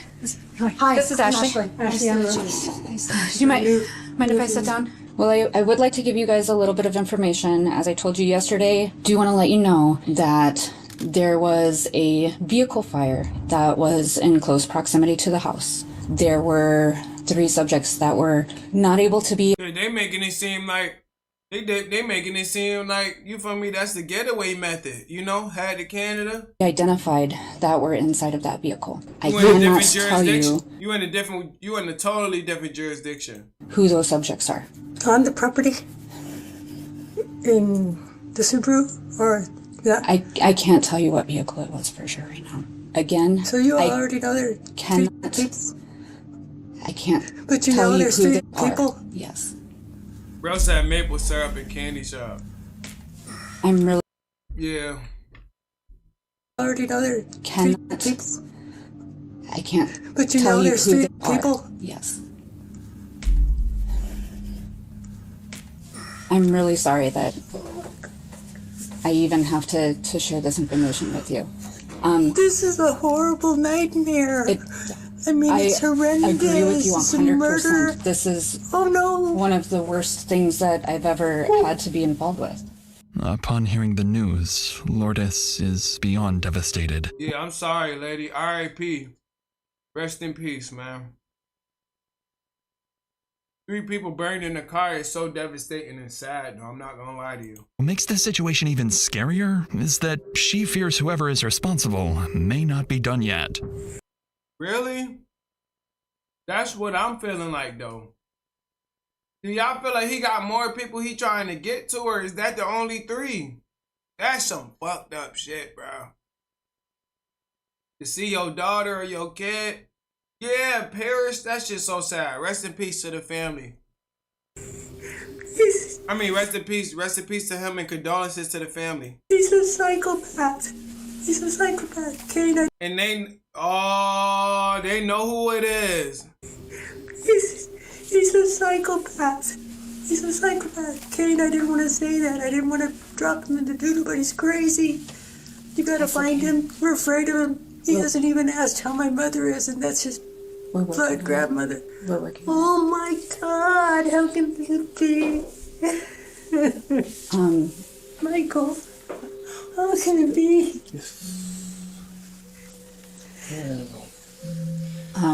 We hoped for better, but No, it's not even imagination. We are working on so many different leads right now In and my trying work- to in my- connect just everybody. catch him. Somebody will be safe because he's crazy. In my worst imagination, I thought I didn't know how to tell you guys this, but I was going to say, can you look for the infrared and see if there's any graves on the property? That's what I was going to tell y'all. You know how they can tell That's what's something been had been with burned.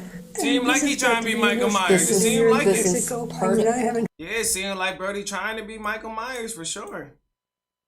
heard anything this horrendous on the news lately. Yet. Indeed, this kind of killing doesn't happen every day, but investigators are about to hear another person of interest from the couple, someone who may know more about where Kane is. So in our job, you will hear law enforcement say a lot, you know, it's what you know and what you can prove. And right now, we're working on collecting the information so we can prove what we believe we know. Yeah, see, the thing is, we don't know what he did all those years. Wherever he was, what did he do? Who did he know? And What we're was also his? working on We have no idea. I would even be worried about his sister, Brecken Ross, so-called Yeah, that's- stepsister, you know?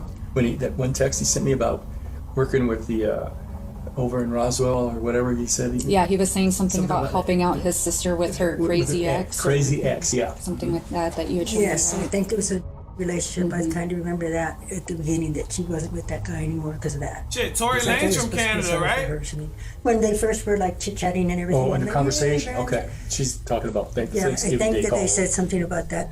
Mike would go on to identify the woman in question as 28-year-old Cassandra Douglas, Kane's half-sister. And based on his concerns and the evidence from the home search suggesting at least 2 people were likely involved in the cover-up, detectives begin to wonder if Cassandra is the next key piece to She might be cooked. the puzzle. So with this new lead, the interview concludes, and investigators shift their focus to Cassandra and her potential connections to the homicide. Coincidentally, as investigators prepare to call Cassandra the next day, she reaches out to them instead, with a very peculiar 911 call. Really? Hi, is there any way that you would mind putting in a welfare check on my brother, Kane Mays? What's the address? He told me that he was going to 680 Cox Canyon, Cloudcroft, New Mexico. 680 Cox Canyon? Yes, ma'am. He was supposed to meet up with our uncle and told me that if he didn't come back last night, and definitely if he didn't come back in the morning, that I needed to call you guys. He's been part of a missing persons thing, and Mike has been acting very aggressive and hostile towards us. Not only is Cassandra claiming her brother Kane is also missing. Oh, this motherfucker is trying to turn his back on Mike. Trying to turn his back on Mike like Mike old enough. Man, Mike too old to be doing all that, bruh. Kane, come on now. But she's suggesting He's trying to go missing so he can go on a murder spree. That her Uncle Mike might have something to do with it. Once investigators catch wind of this 911 call, they immediately sense something is off. The timing is highly suspicious, almost as if it's part of a plan to deflect suspicion away from Kane. Exactly. So later that day, officers are sent to her address with one goal in mind: assess the situation and determine whether her claims hold any weight or if it's just an attempt to mislead the investigation. Hello? Hello. Hi. Are you Candace? No, Candace is across the street. Okay, are you Cassandra? I am. Okay. So my name's Ryan Poston Reader. Hi. I'm a detective with the Ruidoso Police Department. Hello. Do you have a second to talk to me? What's up? So did you make a 911 call for a welfare check? I did for Kane Mays. For Kane, yeah. Yeah. That was you that made that call. Mm-hmm. Okay. Have you heard from Kane? I have not. No, you still haven't heard Yeah, watching Dr. Insanity like playing the LA Nora case. from him? I have not. The LA How do you Nora know game. Kane? He's my brother. It's your Or brother. my half-brother. And when was the last time you heard from him? He was supposed to go up to meet with Mike, I think on the 21st. He told me that if he didn't show up by the morning of the 22nd, that I needed to file a missing persons report because I already have 3 family members missing. Killian and Mary were supposed to go up to Albuquerque. I haven't seen those 2 alive since 11/23. Give me just a second. Okay. Officers have no clue at this point, but Cassandra isn't alone. Right this moment, their prime suspect, Kane Mays, is hiding inside the very house they're standing in front of. No fucking way. No way. I would have never known he's in there right now. That's some crazy shit, y'all. That just got me real quick. She helped him? Yeah, possibly. Definitely possible. I would have never known he was through that door. Sorry, we're also having issues with a psychotic ex of mine. So Oh, jeez. You're going through a lot right now. a little bit. And then with Kane going missing and Mike presumably having like over half of his guns. It's a really, really long story. Okay. And not one that I'm 100% familiar with because Kane just came back into my life September of last year. So like, I wish I had all my facts straight. I completely understand. No I big would deal. have at least thought he would have How did they ran. come into your life? Through Kane. Okay. So You know what they would have fucked her up with? Can we just come in and check around? No, why? Why? Kane comes into your life, and then now you meet Mary and Killian. Mm-hmm. Okay. And then now all of them are missing. Mm-hmm. And have you talked? Did you ever have direct contact with Mike? I never had direct contact with Mike, no. I just heard him screaming from the hill both times. As she did earlier, Cassandra doubles down on her accusations, suggesting that officers should focus on Mike, implying he may be involved in the disappearances. Officers take note of her statements and ask her to give them a call if Kane shows up again. Their goal remains unclear, but now that they have a story, they can start verifying. So a few hours later, as police continue looking for Kane, an officer decides to stop by the neighborhood again and speak with Cassandra's neighbors to see if they've heard or seen anything. According to them, Cassandra hasn't been living alone. A man with long dark hair has been staying with her for the past few months. Additionally, witnesses report seeing the same man driving Victor's missing green Subaru, and that it was also seen parked outside Cassandra's residence multiple times. Realizing the description of the man matches Kane, officers return to the station to dig deeper into Cassandra's earlier claims, where they will very quickly uncover some major contradictions. Even though Cassandra insisted she had only recently met Kane, investigators discover an older Facebook photo of the two together, proof they've known each other for years. But that's just the first lie, because officers who were out looking for Kane also recover surveillance footage from a nearby Walmart, showing Kane and Cassandra shopping together alongside her sons and daughter. Besides, boy, when they on your ass, they are on your ass. Do not do a crime, y'all. And do not be associated with anybody doing a crime. Because you could be just going grocery shopping, buying items.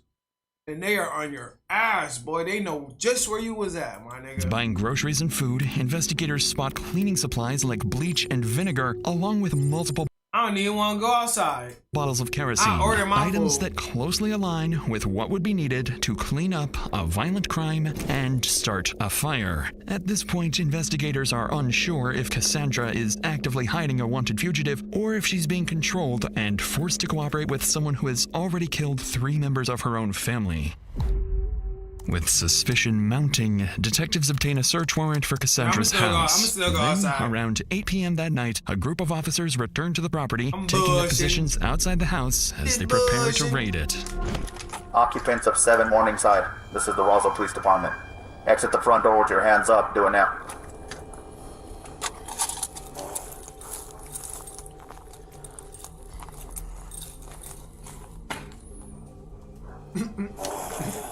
You're right. You're right.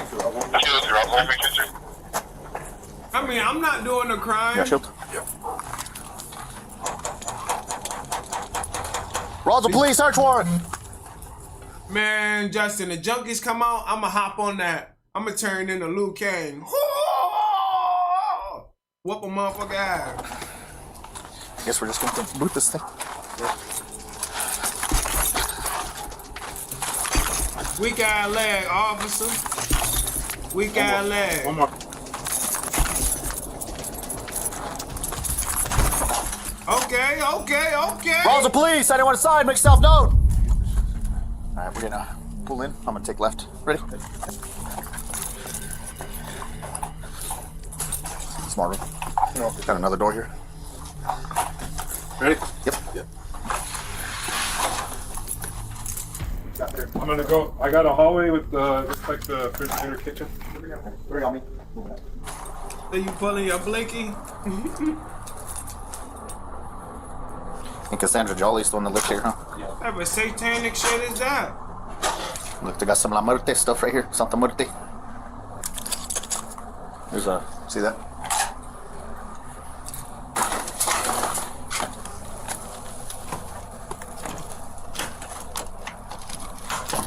Ready? This Some is weird. been hanging out because there's not. He will be slow as hell, Elizabeth. Bro, this guy's on a fucking terrorist watch. Did you remember what those cigarette packs were? I had a Marlboro and then I had a. Yeah, I never understood. That's why it's like, if you can't afford it, just don't buy it, bro. If you got sticky fingers, just don't go out. You know, if you don't know how to act off liquor, just don't go to the bar with nobody, bro. One in the closet. Another one. Your big cans are all over this room. Your Red Bull can. Inside, nigga possessed, something about boy. the house immediately feels off to the officers as they observe unusual posters, graffiti, and other unsettling details scattered throughout. They then make their way into the bathroom. Wait, where the fuck is that? In the basement or something?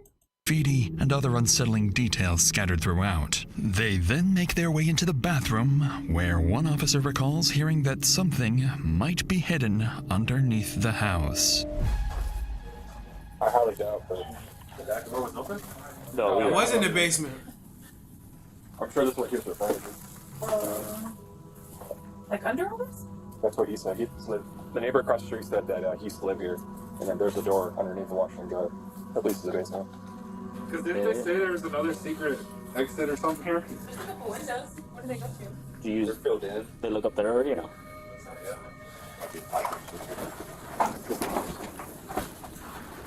Ready?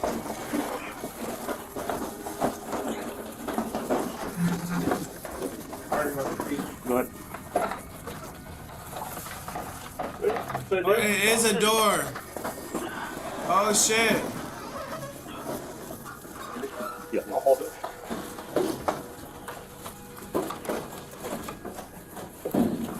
It's one of them drop doors on the floor. What the fuck, bro? That's crazy. That's crazy.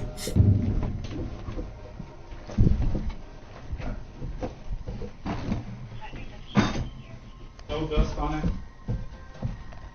Oh, that'll fit. That? Mm-hmm.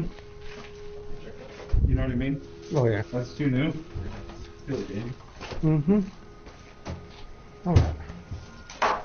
That's all the fucking supplies right there, bro. Oh my god. Oh my god. Call the popo. Call the motherfucking popo. Got a water leak though.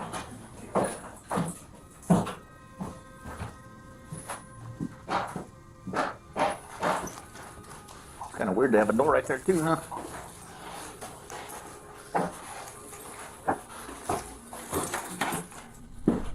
At the center of the basement sits a plastic storage tote, toolbox, duffel bags, and other various items. Officers notice there's no dust on the items, and whoever left them behind was in a hurry, possibly trying to leave unnoticed. Beyond the basement, police would go on to find something highly suspicious: documents. Fucking neighbor is a rat, bro. Neighbor is a fucking rat, but W neighbor, bro. Because if he ain't know about this house, nobody would have never known that it was a way to the basement under the washing machines, bro. Dead ass. Dead ass, bro. Belonging to one of the victims, alongside paperwork linked to Kane's father and live .22 caliber ammunition. Following these discoveries, investigators secure the scene and begin working to obtain a real-time location warrant for Cassandra's phone. With their suspicions growing that Cassandra fled with Kane, officers know they need to locate them quickly before they vanish, potentially escaping to Canada. Now that's some crazy shit right there, no cap. Cassandra's phone is successfully approved, and in a major strike gold. The warrant for Cassandra's phone is successfully approved, and in a major development, Verizon pings Cassandra's phone nearly 1,000 miles away. She's no longer in New Mexico, but in Hernando, Mississippi, inside a Super 8 motel. With this discovery, the case becomes multi-state, with police in Mississippi quickly briefed on the investigation. Officers are then dispatched Goofy ass skip states. Now you cooked. Now she really cooked. to locate Cassandra. This is the final phase in the case, and what happens next will determine whether police get the critical answers they need or lose the lead entirely. As officers make their way to the Super 8 motel, their primary objectives are to extract information about Kane's whereabouts, test Cassandra's statements, and determine how deeply she may have been involved in the homicide of her own relatives. When officers finally arrive at the motel, something immediately feels off. Mister? Yes, or actually, technically, I'm Douglas because I still have my ex's last name. So, what's going on? What are we looking at here? I don't know. You tell me. All I know is that my brother went missing on the 21st. We were trying to investigate his property. We thought Mary and Killian had left, and then Mike came down and started being aggressive and hateful and shooting rounds. And we've already tried to file this with the Roswell Police Department down in New Mexico. Would you consent to a search of your vehicle? You can search the car and you can search the ground. I don't care. Okay.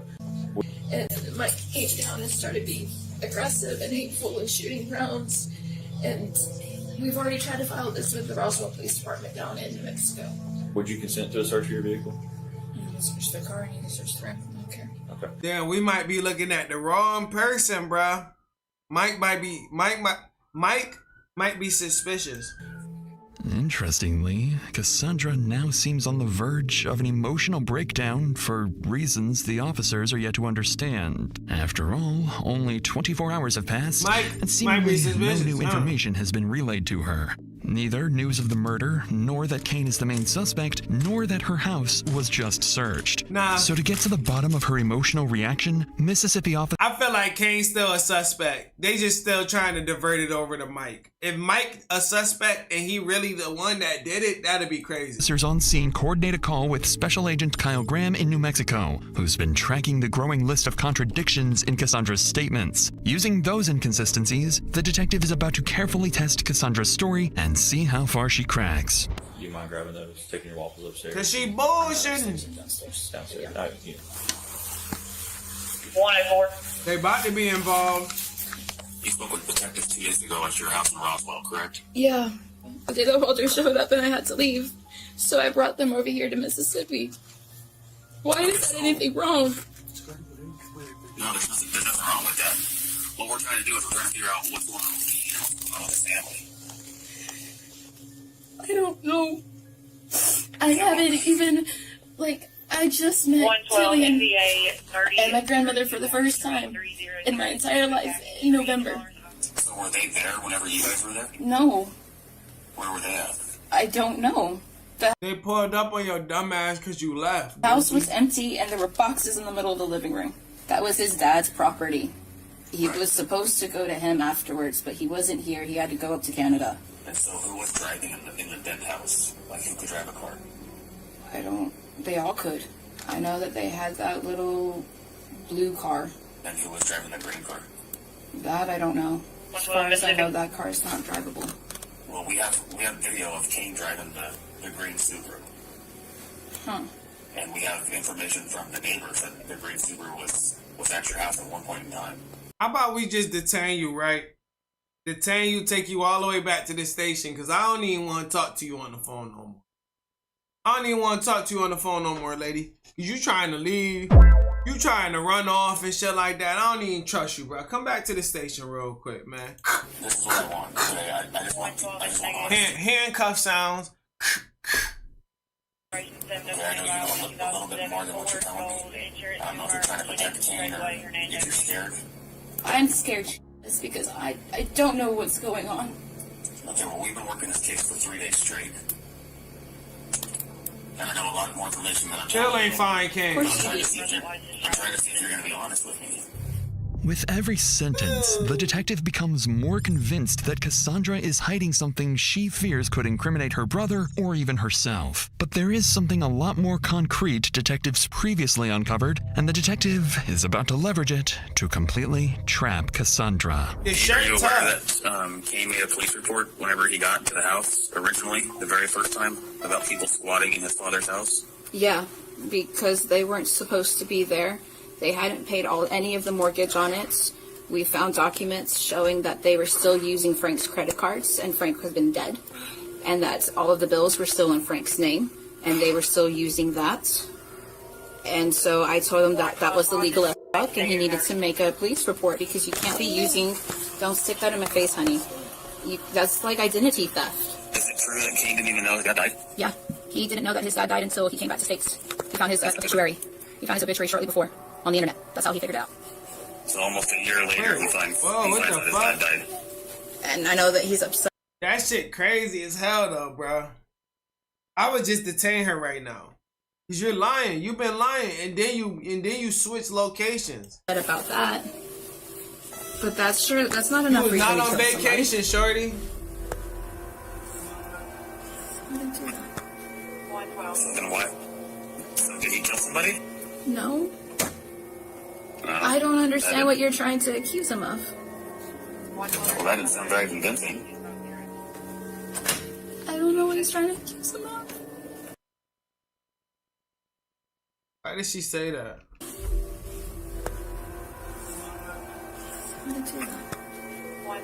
Why would he do that? So did he kill somebody? No. I don't understand what you're trying to accuse him of. Well, that didn't sound very convincing. I don't know what he's trying to accuse him of. That doesn't sound convincing. Give her 5 minutes with Shauna. Sure enough, that doesn't sound too convincing to the detective, because Cassandra has seemingly slipped up. At this point, no one had told her that the missing family members were dead or that Kane was suspected of killing them. Realizing her mistake, Cassandra quickly starts backpedaling to regain control of the narrative. You got anything else, Cassandra, that you want to tell me? Do you really think Kane killed them? Or hurt them? I'm pretty concerned. I mean, I don't think 3 people just vanish off the face of the earth, especially when 2 of them are elderly. And then Kane just comes in from Canada and all hell breaks loose. That's kind of suspicious to me. God, I'm so stupid. I wouldn't even think to put 2 and 2 together like that. But Mike was so and scary when he came down, and he was so aggressive. I'm so stupid. Girl, shut your mouth, bro. Just stop talking and get a lawyer. And I thought we were gonna die. I thought he was gonna shoot us on the property. Well, you didn't even see that he had a gun. And he told me that he had one, and he was mad enough. Oh my god, he was so mad. As a last-ditch effort, Cassandra goes back to accusing Mike of being responsible for the disappearances. But in fact, officers in New Mexico have already quietly debunked that claim, information they are holding back for the right time and place. Before leaving, they also check Cassandra's car, where they find belongings hastily packed up. But Cassandra explains this as a desperate attempt to run away from her abusive ex-boyfriend. God So damn. shortly afterwards, the officers wrap up their visit. But in doing so, they've proven That trunk was packed. something crucial. What They can the find fuck? Cassandra whenever they want, something she clearly didn't anticipate. It seems as though the confrontation went nearly perfectly for the detectives, but Cassandra has a crucial secret that had went unnoticed at the motel. Kane had traveled to Mississippi alongside her, was staying nearby, and had successfully hidden from officers, marking yet another moment where she misleads police about his whereabouts. That's So less than crazy. an hour after police leave the motel, the two would begin plotting, coming up with a plan they think will get them out of this gruesome mass murder. At 2 p.m., Cassandra's vehicle is seen in front of the Hernando Police Department. Kane would step out and calmly walk into the station. 15 minutes later, Kane would be seated in the department's interview room 2, alongside This nigga turned himself in after all this running. Detective Stovall. The sudden appearance of Kane would leave detectives with little room to prepare, so Special Agent Silva, a New Mexico detective already working this case, would be placed on call to assist in the interview. It's important to note that this is an interview and not an interrogation, as Kane has agreed to speak voluntarily and has not been detained. In reality, this interview can only work against him, but in his mind, this is both his and Cassandra's final chance at freedom. Agent Silva would begin the interview by making this crystal clear. And before we get any further, I do want to let you know that you are not under Miranda rights. You are not anything like that. You are free to leave at any point. You don't have to answer any of my questions, anything like that. You can say, hey, I don't want to answer that question. If you don't want to, we can go over another question and we can skip to the next one. But I do want to let you know that you are free to leave, okay? Thank you, sir. All right. After realizing got he's free Kane to right walk now. out at any time, Kane shifts tactics. He begins probing the detective for information, trying to figure out how much investigators have bought into the false narrative he's been intentionally feeding them.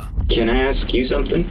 It's on one hand kind of nice to talk to somebody from Otero. Also, maybe a little concerning. Did we have to speak directly because I'm considered a missing person? Well, that's what I wanted to talk to you about. Is there's so many like missing persons. There's a lot of phone calls to the sheriff's office.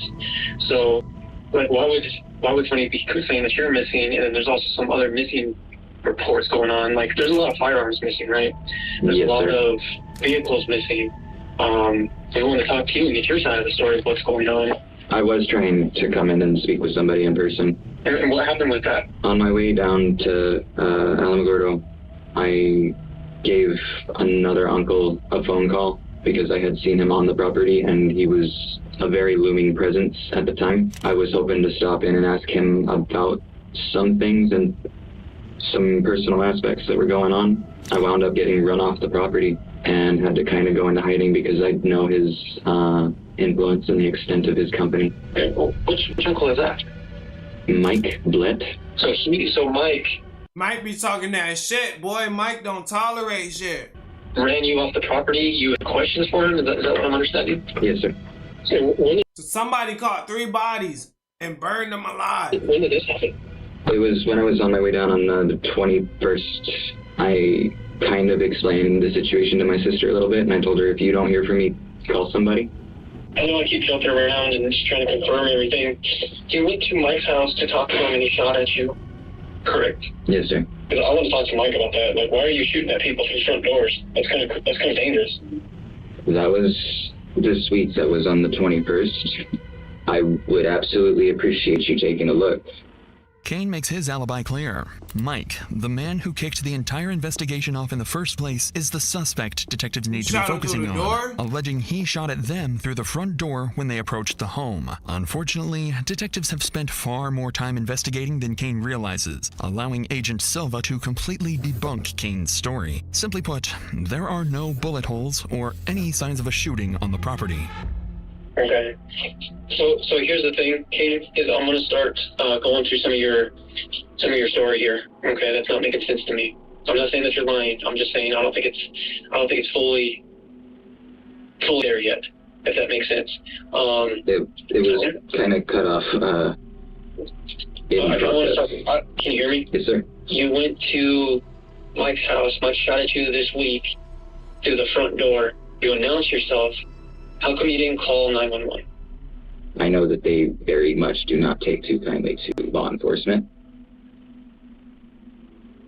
Okay. And I kind of really hope for that to be avoided. So here's the thing on that, is I have some investigators that are there at Mike's house. They don't like law enforcement, so I try to avoid that. Man, shut up. That have been to at Mike's house. There are no bullet holes through his front door. There are no bullet holes through the siding. They're not seeing you on his cameras at his house. Goofy. So that's what I'm saying, is some of it's not making sense. So did you actually go to Mike's house and knock on the door? I did. Because you're not on camera.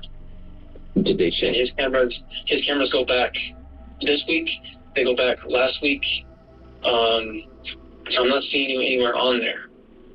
We had a ton of different game cams that are all on their SD cards. He doesn't have any of the chips from the 21st? No, I'm saying he has video surveillance of this week and of Bro, what? Bro, like, come last on week. now. But they are not seeing you anywhere on the cameras. Yeah, Kane appears shocked by these details. Whatever he thought happened that could favor his story simply didn't. Kane would sit in silence for an extended period of time, seemingly in denial that his plan was so terribly miscalculated. If they still have the footage, they should totally show me pulling up. I parked along the mailbox. Kind of behind it a bit, not necessarily pulled up past it. Walked right up the drive up to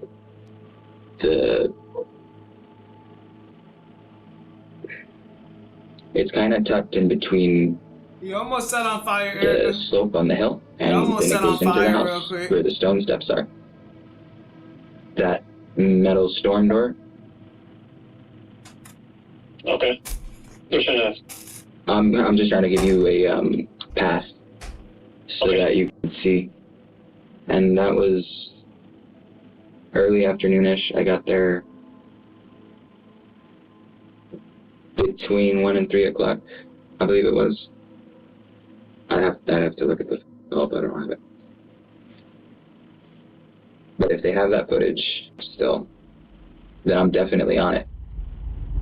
Kane proceeds to give a nearly 10-minute explanation of where he was parked. Unnecessarily complex explanations like these are usually a telltale sign to the detectives that the suspect has shifted into a defensive state, looking for any validation that the detective is believing their lies. Agent Silva takes note of this and begins leaning deeper, this time pressing Kane on his sister Cassandra and her potential involvement. Trying to get people on his side, that shit is not working, fam. You are cooked, my boy. Previously, police recovered and documented strange items during the home's crime scene search, and it's still unclear why they were there. Silva plans to use these details to force Kane into defending Cassandra's innocence, a tactic that will create a contradicting story compared to what Cassandra told officers just hours prior. So, are you aware that we spoke to Cassandra? Yes, sir. And the reason I ask is I'm just trying to get, like, if something happened up there, Kane, I want to know, like, was there an argument going on? Because I know that you were up there in January, okay? we can kind of get away from that. You were up there in January. If something happened up there, I want to know what happened. Okay? If there was an argument, if something happened, like, kind of help me help you. Okay? What happened when you were up there in January of this year? I'm trying to figure out everything that has happened as well. That's part of why I wanted to speak with you guys. Oh, brain sauce frying. Because I'm going to be honest with you. I'm confused on these timelines. You were up there this week at some point, and you were up there last week at some point. So what happened this week and last week while you were up there with the family? That's what I want to know. They weren't there. Nothing's happened. Were you were at the house in Bent on the 18th of January, correct? I'm not sure. Slow, bro. Oh my goodness. The reason I ask is because Kathy has been in contact, and she showed us a screenshot. January 18th at 3:57. It's between you and her that says "Wait quietly." And say, "Wait for me." That's actually something that I was gonna try to find. And it says, I believe this is from you or from her. That's the text that says "Wait for me," and that says I'm safe. I'm sorry? Those are the texts that say to wait, and that I'm safe. It says, "I'm safe, wait for me," and then there's a response that says, "Gotcha, I have eyes on the front, so far so good." What is that? That's the day that Mike came up to bed. Okay. At this point, Kane must be starting to realize Cassandra may not have been on his side as much as he had thought. Not only are the police beginning to take a clear side, but his only teammate might be Miss Puff looking ass. Her old Miss Puff looking ass. Face round head ass. About to get this man thrown in jail. You was part of the charge too. Trying to hide that man. against him as well, perhaps explaining why she dropped him off at the police station. Note that Kane at this point can avoid any question he wants, and more importantly, can leave whenever he wants. Ask Even for a lawyer. Agent Silva decides to take a brief step away from the phone, but Kane would stay, instead letting the officer in the room in on what's going through his mind. Between you, me, and the walls, I really think someone is trying to pin years worth of shit on me because I came back home at the wrong time and interrupted something.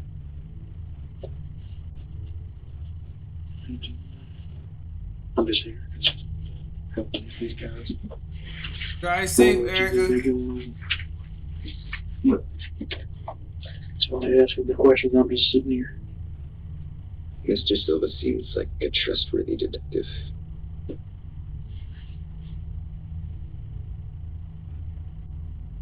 I used to joke, though, and I always say I make a great scapegoat. I'm kind of hoping it's not the case this time.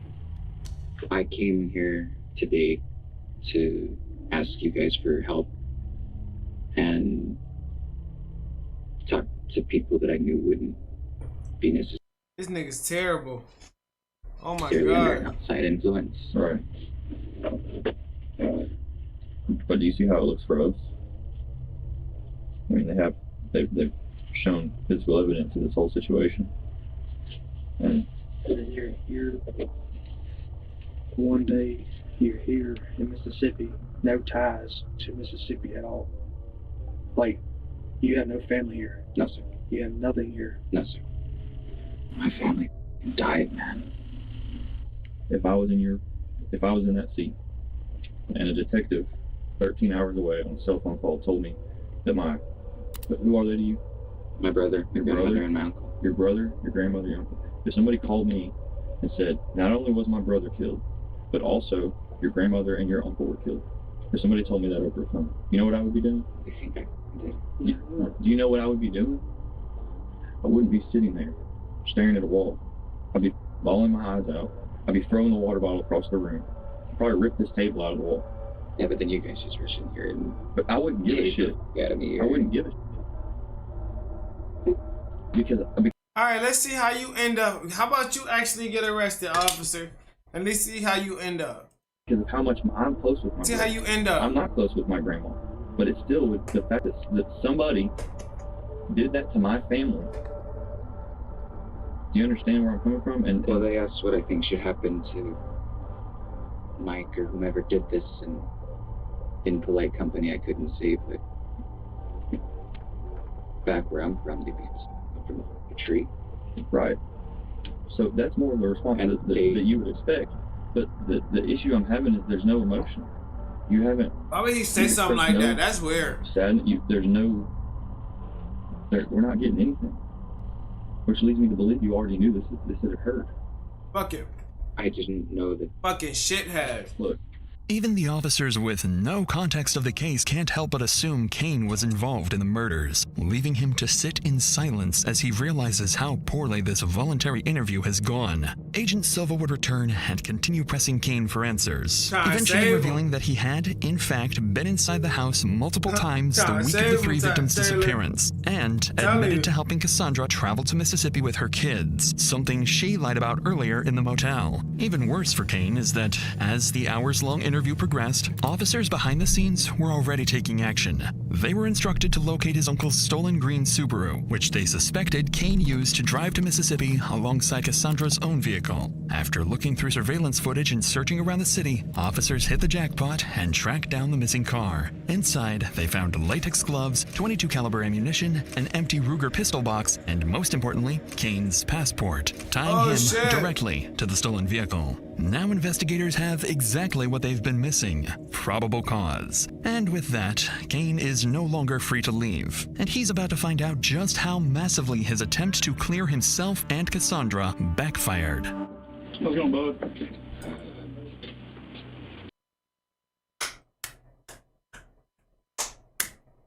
W fucking police. W fucking police officers. They just clutched up on this nigga, bro. On Soul and them, they just clutched up on this nigga, bro. They got his ass. Alright, stuff. You mind standing up for me real quick? Yes, sir. Stand up real quick. Yes, sir. Put hands on the wall. You under a fucking arrest, boy. Hope you So finished them. You're gonna be going out to this overtime shirt. Hope you ate them Doritos, boy, cause them shits, you ain't gonna finish them bitches. First office, alright? You going out of our jail, alright? Yes, sir. Alright, walk this way. Nigga ain't even get to open the chips. Better throw that in your commissary. Back at the Motel 8 in Mississippi, Cassandra would patiently wait for Kane to return, give her a call, or just show any signs his interview was over. But as hours passed, it became clear that something had gone terribly wrong. Growing worried, Cassandra packed her bags and fled alongside her children, making yet another 1,000-mile drive back to New Mexico. Detectives keep tracking her phone signal until it finally stops at her parents' house. By this point, investigators have more than enough to justify Cassandra's arrest. But one critical question still remains. Was she directly involved in the murders? And if so, to what extent? Because of that uncertainty, officers make a deliberate decision. Rather than moving in aggressively, only 4 investigators go to the house, keeping the encounter calm and cooperative. Okay. Their goal is to interview Cassandra on the property and, if possible, apply enough pressure. This shit do feel like a fucking movie. This shit feel like a goddamn TV episode, bro. W motherfucking Dr. Insanity, bro. I'm not gonna lie, this shit is definitely crucial. And I'm engaged. I'm engaged 100% of the time, bro. It feels like I'm in a video game, bro. No cap. To turn her against Kane. If they can do this, they'll be able to pin both Kane and Cassandra against each other, forcing them to incriminate themselves. This is Bryce Daly. He's with Lincoln County Sheriff's Office. He's with President Team. Okay? No. So there's not 100 of us today. There's just 3 of us. Do you want me to start from the beginning from what I know? Or do you want to ask me all the questions first? No, I'm going to let you tell your story. And just so that you know, you're not under arrest. You're free to leave whenever you want to leave. We came to you because we talked on the phone earlier through the text. And what I told her is she needs to stop overthinking everything. You're trying to be a detective herself. Because she's seen all this stuff and she's trying to put pieces together and knows that he was lying to her about things. So just start at the beginning and tell it like you told us. So I wanted to apologize to you because whenever I spoke to you the last time, I wasn't thinking straight.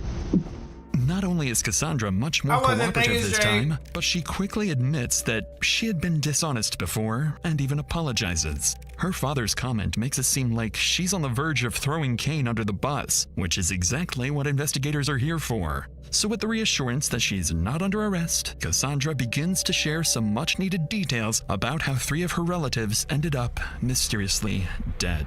So I know on Thursday, we were driving up there and we had just went through Ruidoso, and he said that he wanted to stop by Bent right quick. So he said, okay, drop me off here, wait here, and I will let you know if I need anything. I've probably left him alone for like 45 minutes-ish. Where does he go?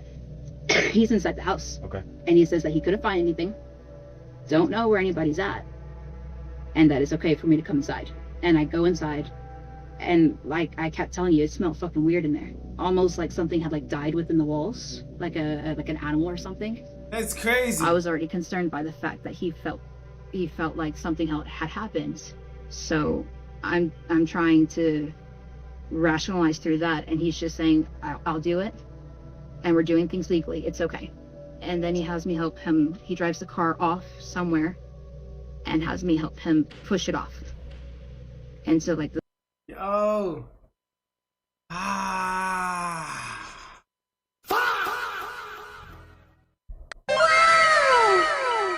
She might be fried, y'all. She might be going to jail too. You help push it? This little ditch thing. And at one point, whenever I tried to say, hey, you guys, like, you need to call somebody. About to go in their pocket for the majority cups. of the cops up there. About to go in the pocket for the cups. Down here. I can see how you can think that sometimes, for sure. No offense. So, like, oh yeah, no offense to you guys either.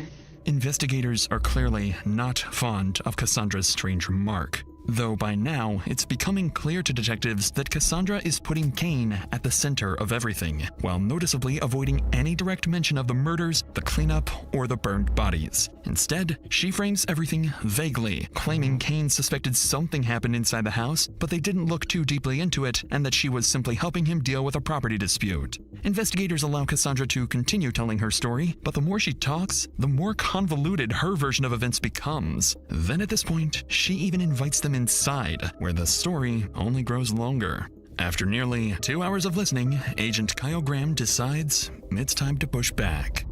So now we're going to get into my portion, okay? I don't know, there's been probably a team of 15 of us on this case. So we know a lot of stuff, we know everything about that property. And some of the stuff that you're saying does make sense and does add up. However, some of the stuff that you're saying doesn't make sense to me and doesn't add up, and quite frankly, I don't think some of it happened. But I will tell you right now, I don't feel like Kane could have done everything that he did alone, and I think he included you into a whole mess of a situation. I don't believe that you killed anybody in this house or on that property. I strongly believe that. Yeah, charge her with something, bro. Of murdering people.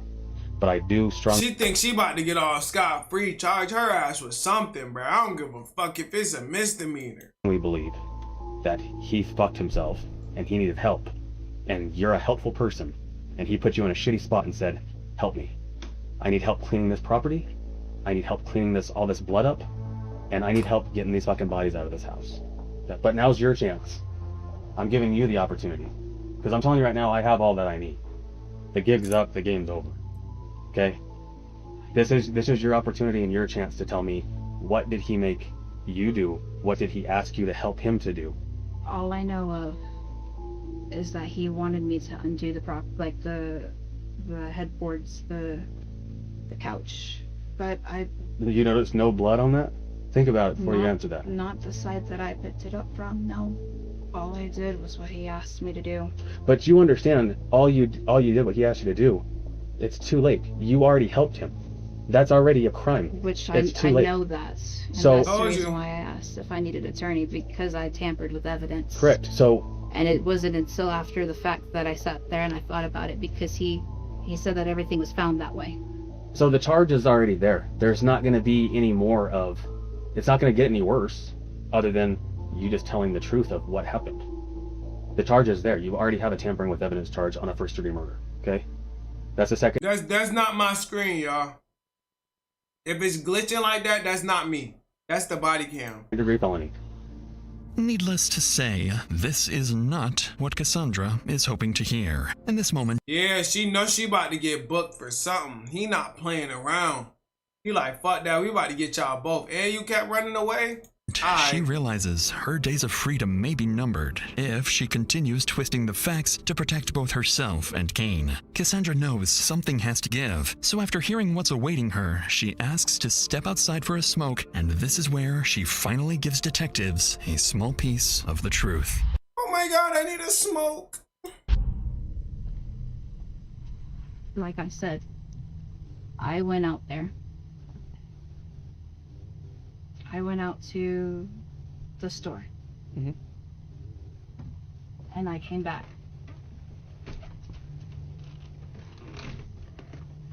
He said that he found them that way. He said what? That way? So what did he tell you he found? People. On the floor. How many people? 3. And who are they? Killian, Mary, and Victor. I signed up to take him to a job interview. I didn't sign up for him to do this. Do you now believe that he did it? I don't know what to believe.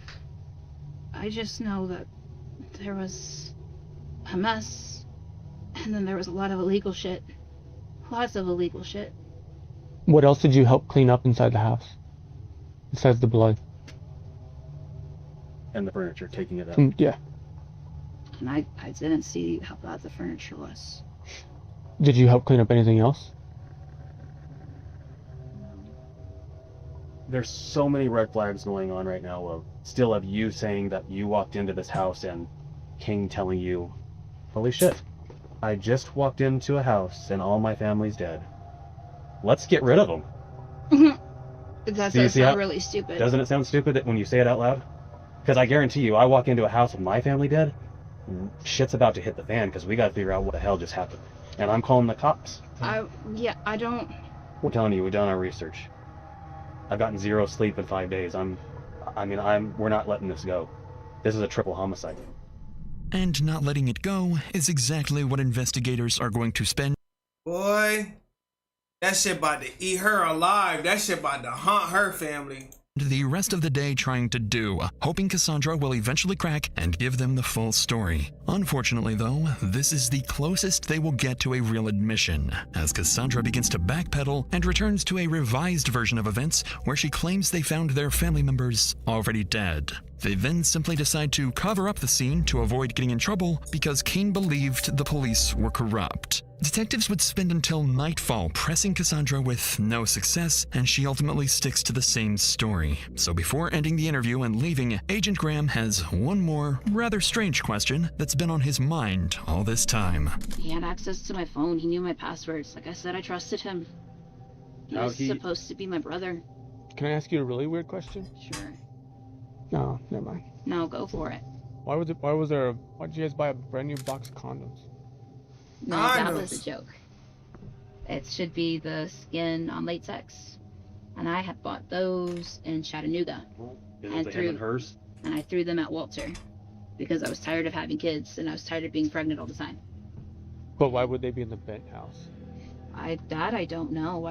Why would they be in the Bent house? That's why I have a weird question. Last time I knew about them, they were in they were at my house.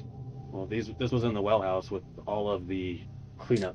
He told me that there was a possibility that Corinne wasn't his mother due to DNA results.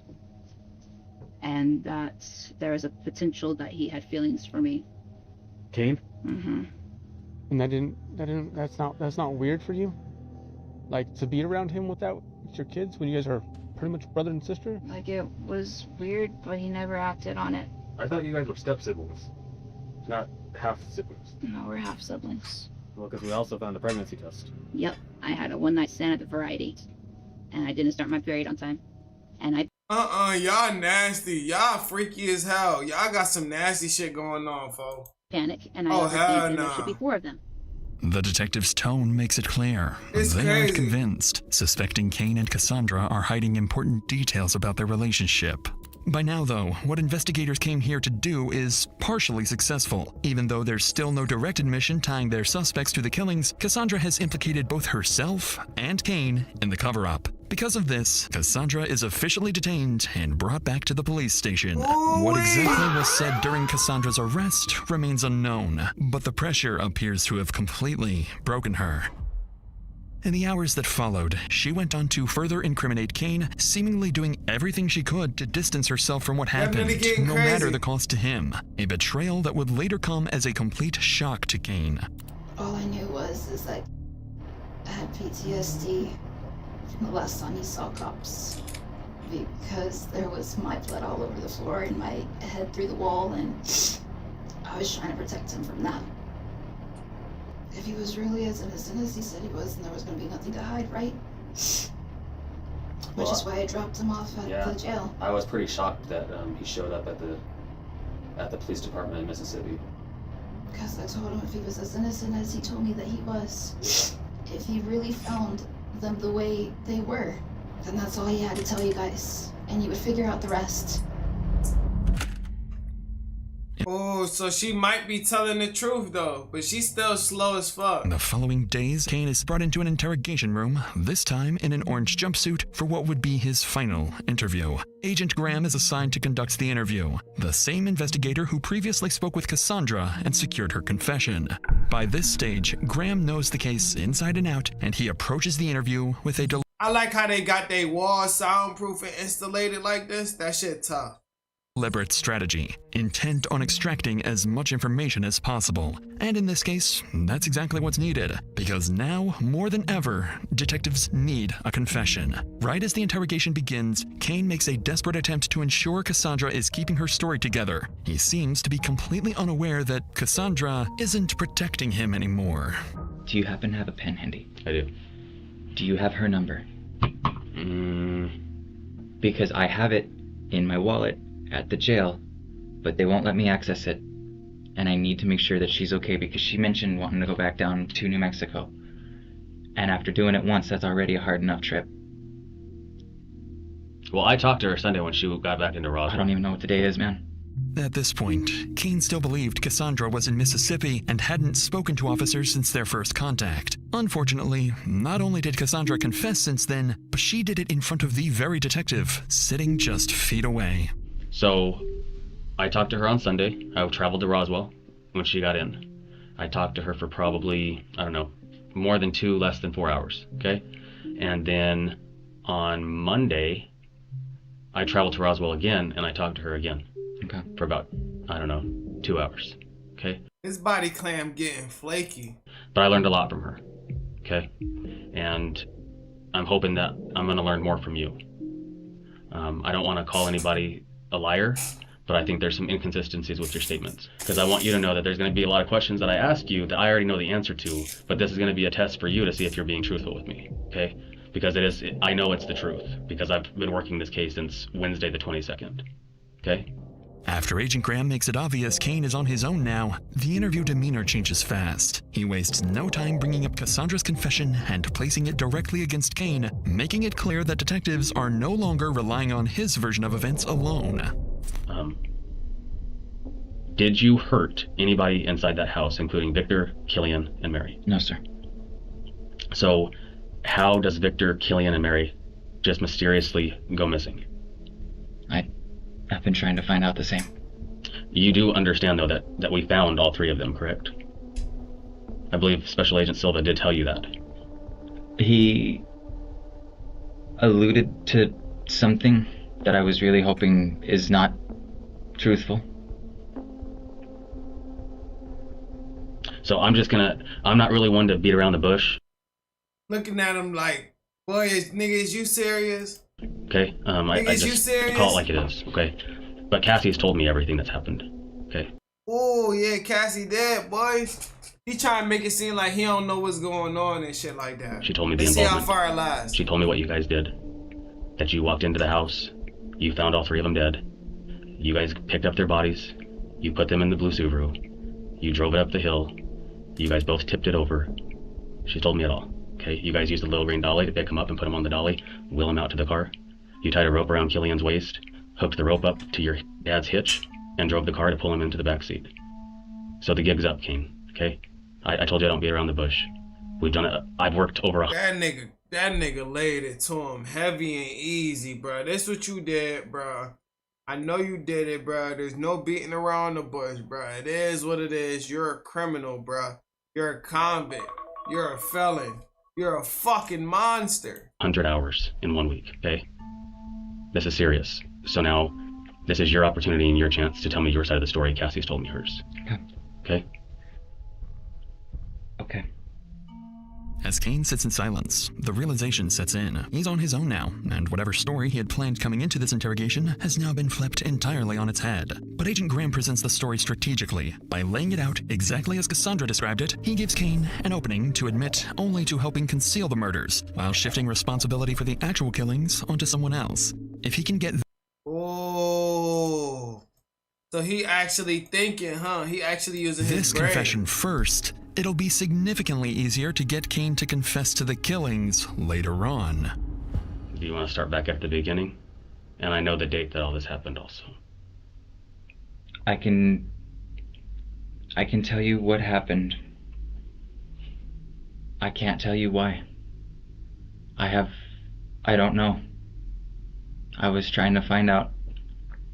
Yeah, he definitely cut up your crime scene, and I'm sorry for that. Is everything that I just said, what Cassie told me, is that accurate? To a degree. And what isn't? When we went to the house that day. And it's just you and Cassie? Yeah. Not the kids? No. There's a witness too. And who is that? The mailman. He can attest to this. Like the postal man that drives and delivers the mail in the mailboxes? Yeah. Okay. Yeah. We had gotten there just before him. He went up. I told her to hang tight for a minute because that meant... Why the fuck you trying to put that mailman in the middle of that bullshit? That everybody would be awake. And that was kind of looking hopeful. Killian was up and moving about. And I knocked on the door. I told him, hey, you just missed the postman. And he was real fidgety. He was scratching his head a lot. He was irritated. And I told him, hey, I got some good news. Everything's moving along with the mortgage company. We're looking to move in, and we ought to be all set by like the end of the month. Everything should be good. They got my process, or my status is pending. He closed the door, and I watched him take the mail off to the bedroom. And then he went back, and I shit you not, I heard like... Must have been 20 gunshots. I didn't even think to do the front door. I just ran around to the side, came through my door.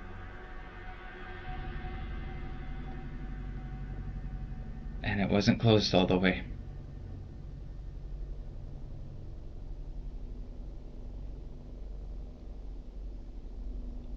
I ran through the bedroom. My Uncle Vic was laying in his doorway with a gun in one hand. This the story you about to go with, bro? Are you sure? His other was like... Are you fucking sure? Shaking. Just kind of like floating there. And Killian was across from him. I don't know why. I don't know who shot. Just don't know. I don't know. So where... I'm sorry, Kane, but I don't mean to be an ass, okay? But I know when you were going down this road that that's where you were headed, okay? That one of them did all this. The evidence... They both had guns. Kane and Victor both had guns. Killian, sorry.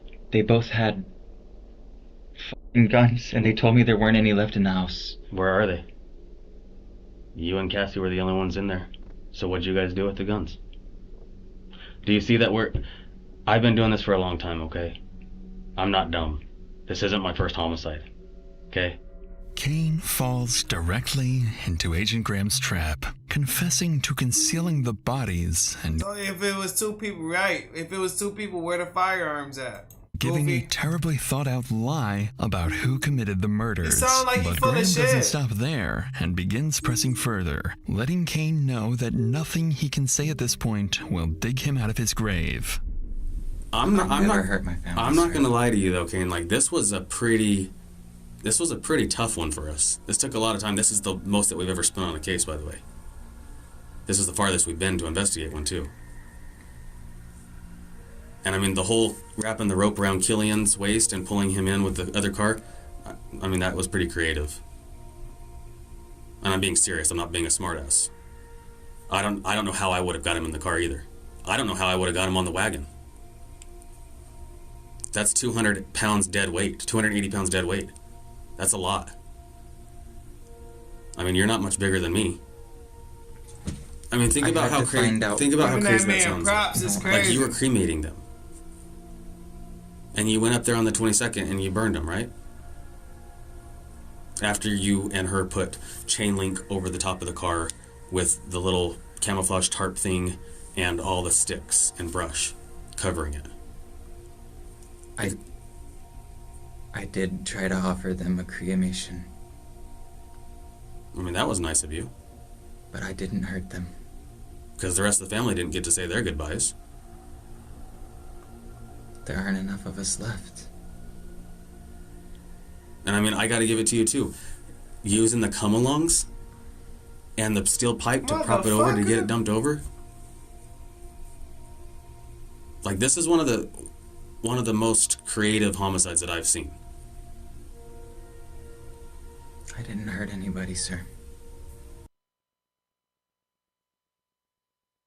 He's still about to go with he ain't hurt nobody, huh? Boy, I want to jump through the screen and slap fire out his eye, boy. I would never hurt my family. Show them. Oh, but Kane, that's what they all say. I don't buy that you didn't do it. I'm sorry. I can't. I think Cassie's full of shit on a lot of things, but I don't think she's full of shit on that. And I'm not so sure that she wasn't involved in it, to be honest with you. She wasn't even there, sir. Okay, well, I'm telling you right now, Cassie's in jail. That's why you can't get a hold of her. Then I need an attorney. Okay.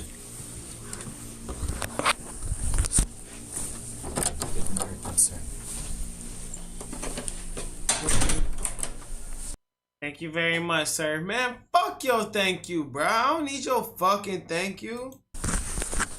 Little face ass boy.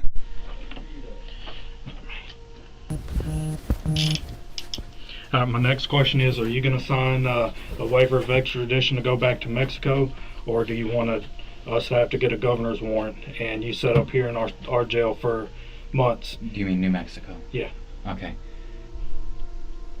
What do you think, Detective? I can't tell you, but I can serve you with this target notice, okay? These are the charges that are being filed against you. This is what we're going for grand jury, okay? I can't accept that. Well, it's not an option. These are the charges. That's what's coming against me. Yes, sir. These are your charges. Clearly, Kane doesn't seem to understand the law, and he'll be Like, bitch, what? That nigga said I can't accept them charges. Oh my god.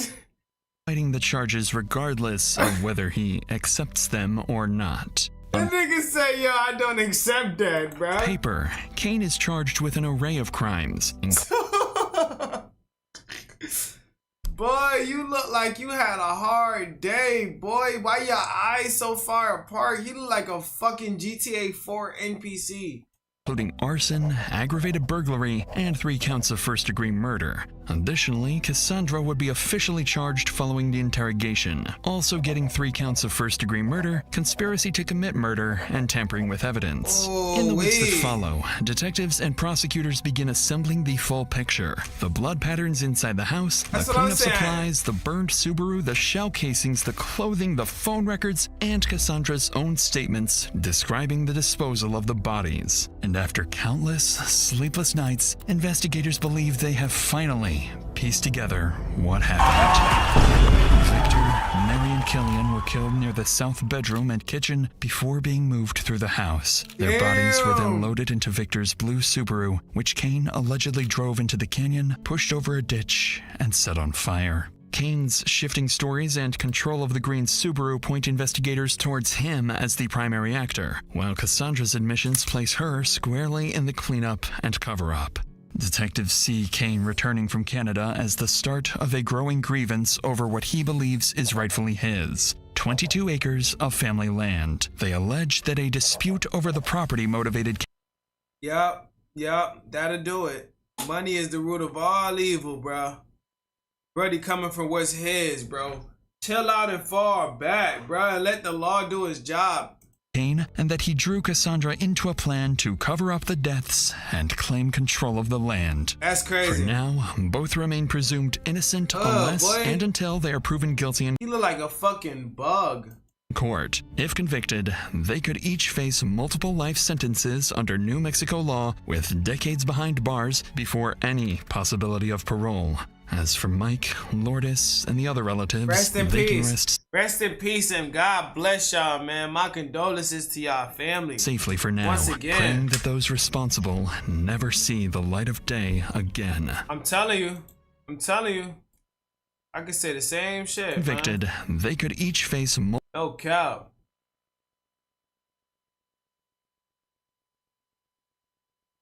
The 12 comments in 1 minute is wild.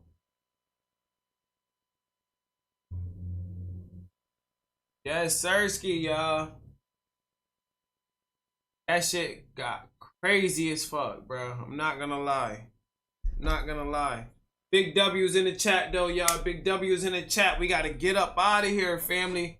God bless you all, man. Big W's. We gotta go shake a leg, man. This was a long video, but I'm glad I was able to enjoy it with y'all. Big W's. I gotta get up out of here, y'all. Stay blessed, family. Y'all all have a good night. Said his eyebrows pissing you off. He got some wide, his eyes are so far off. But W stream, family, W's. I'm gonna see y'all tomorrow, family. Big W's.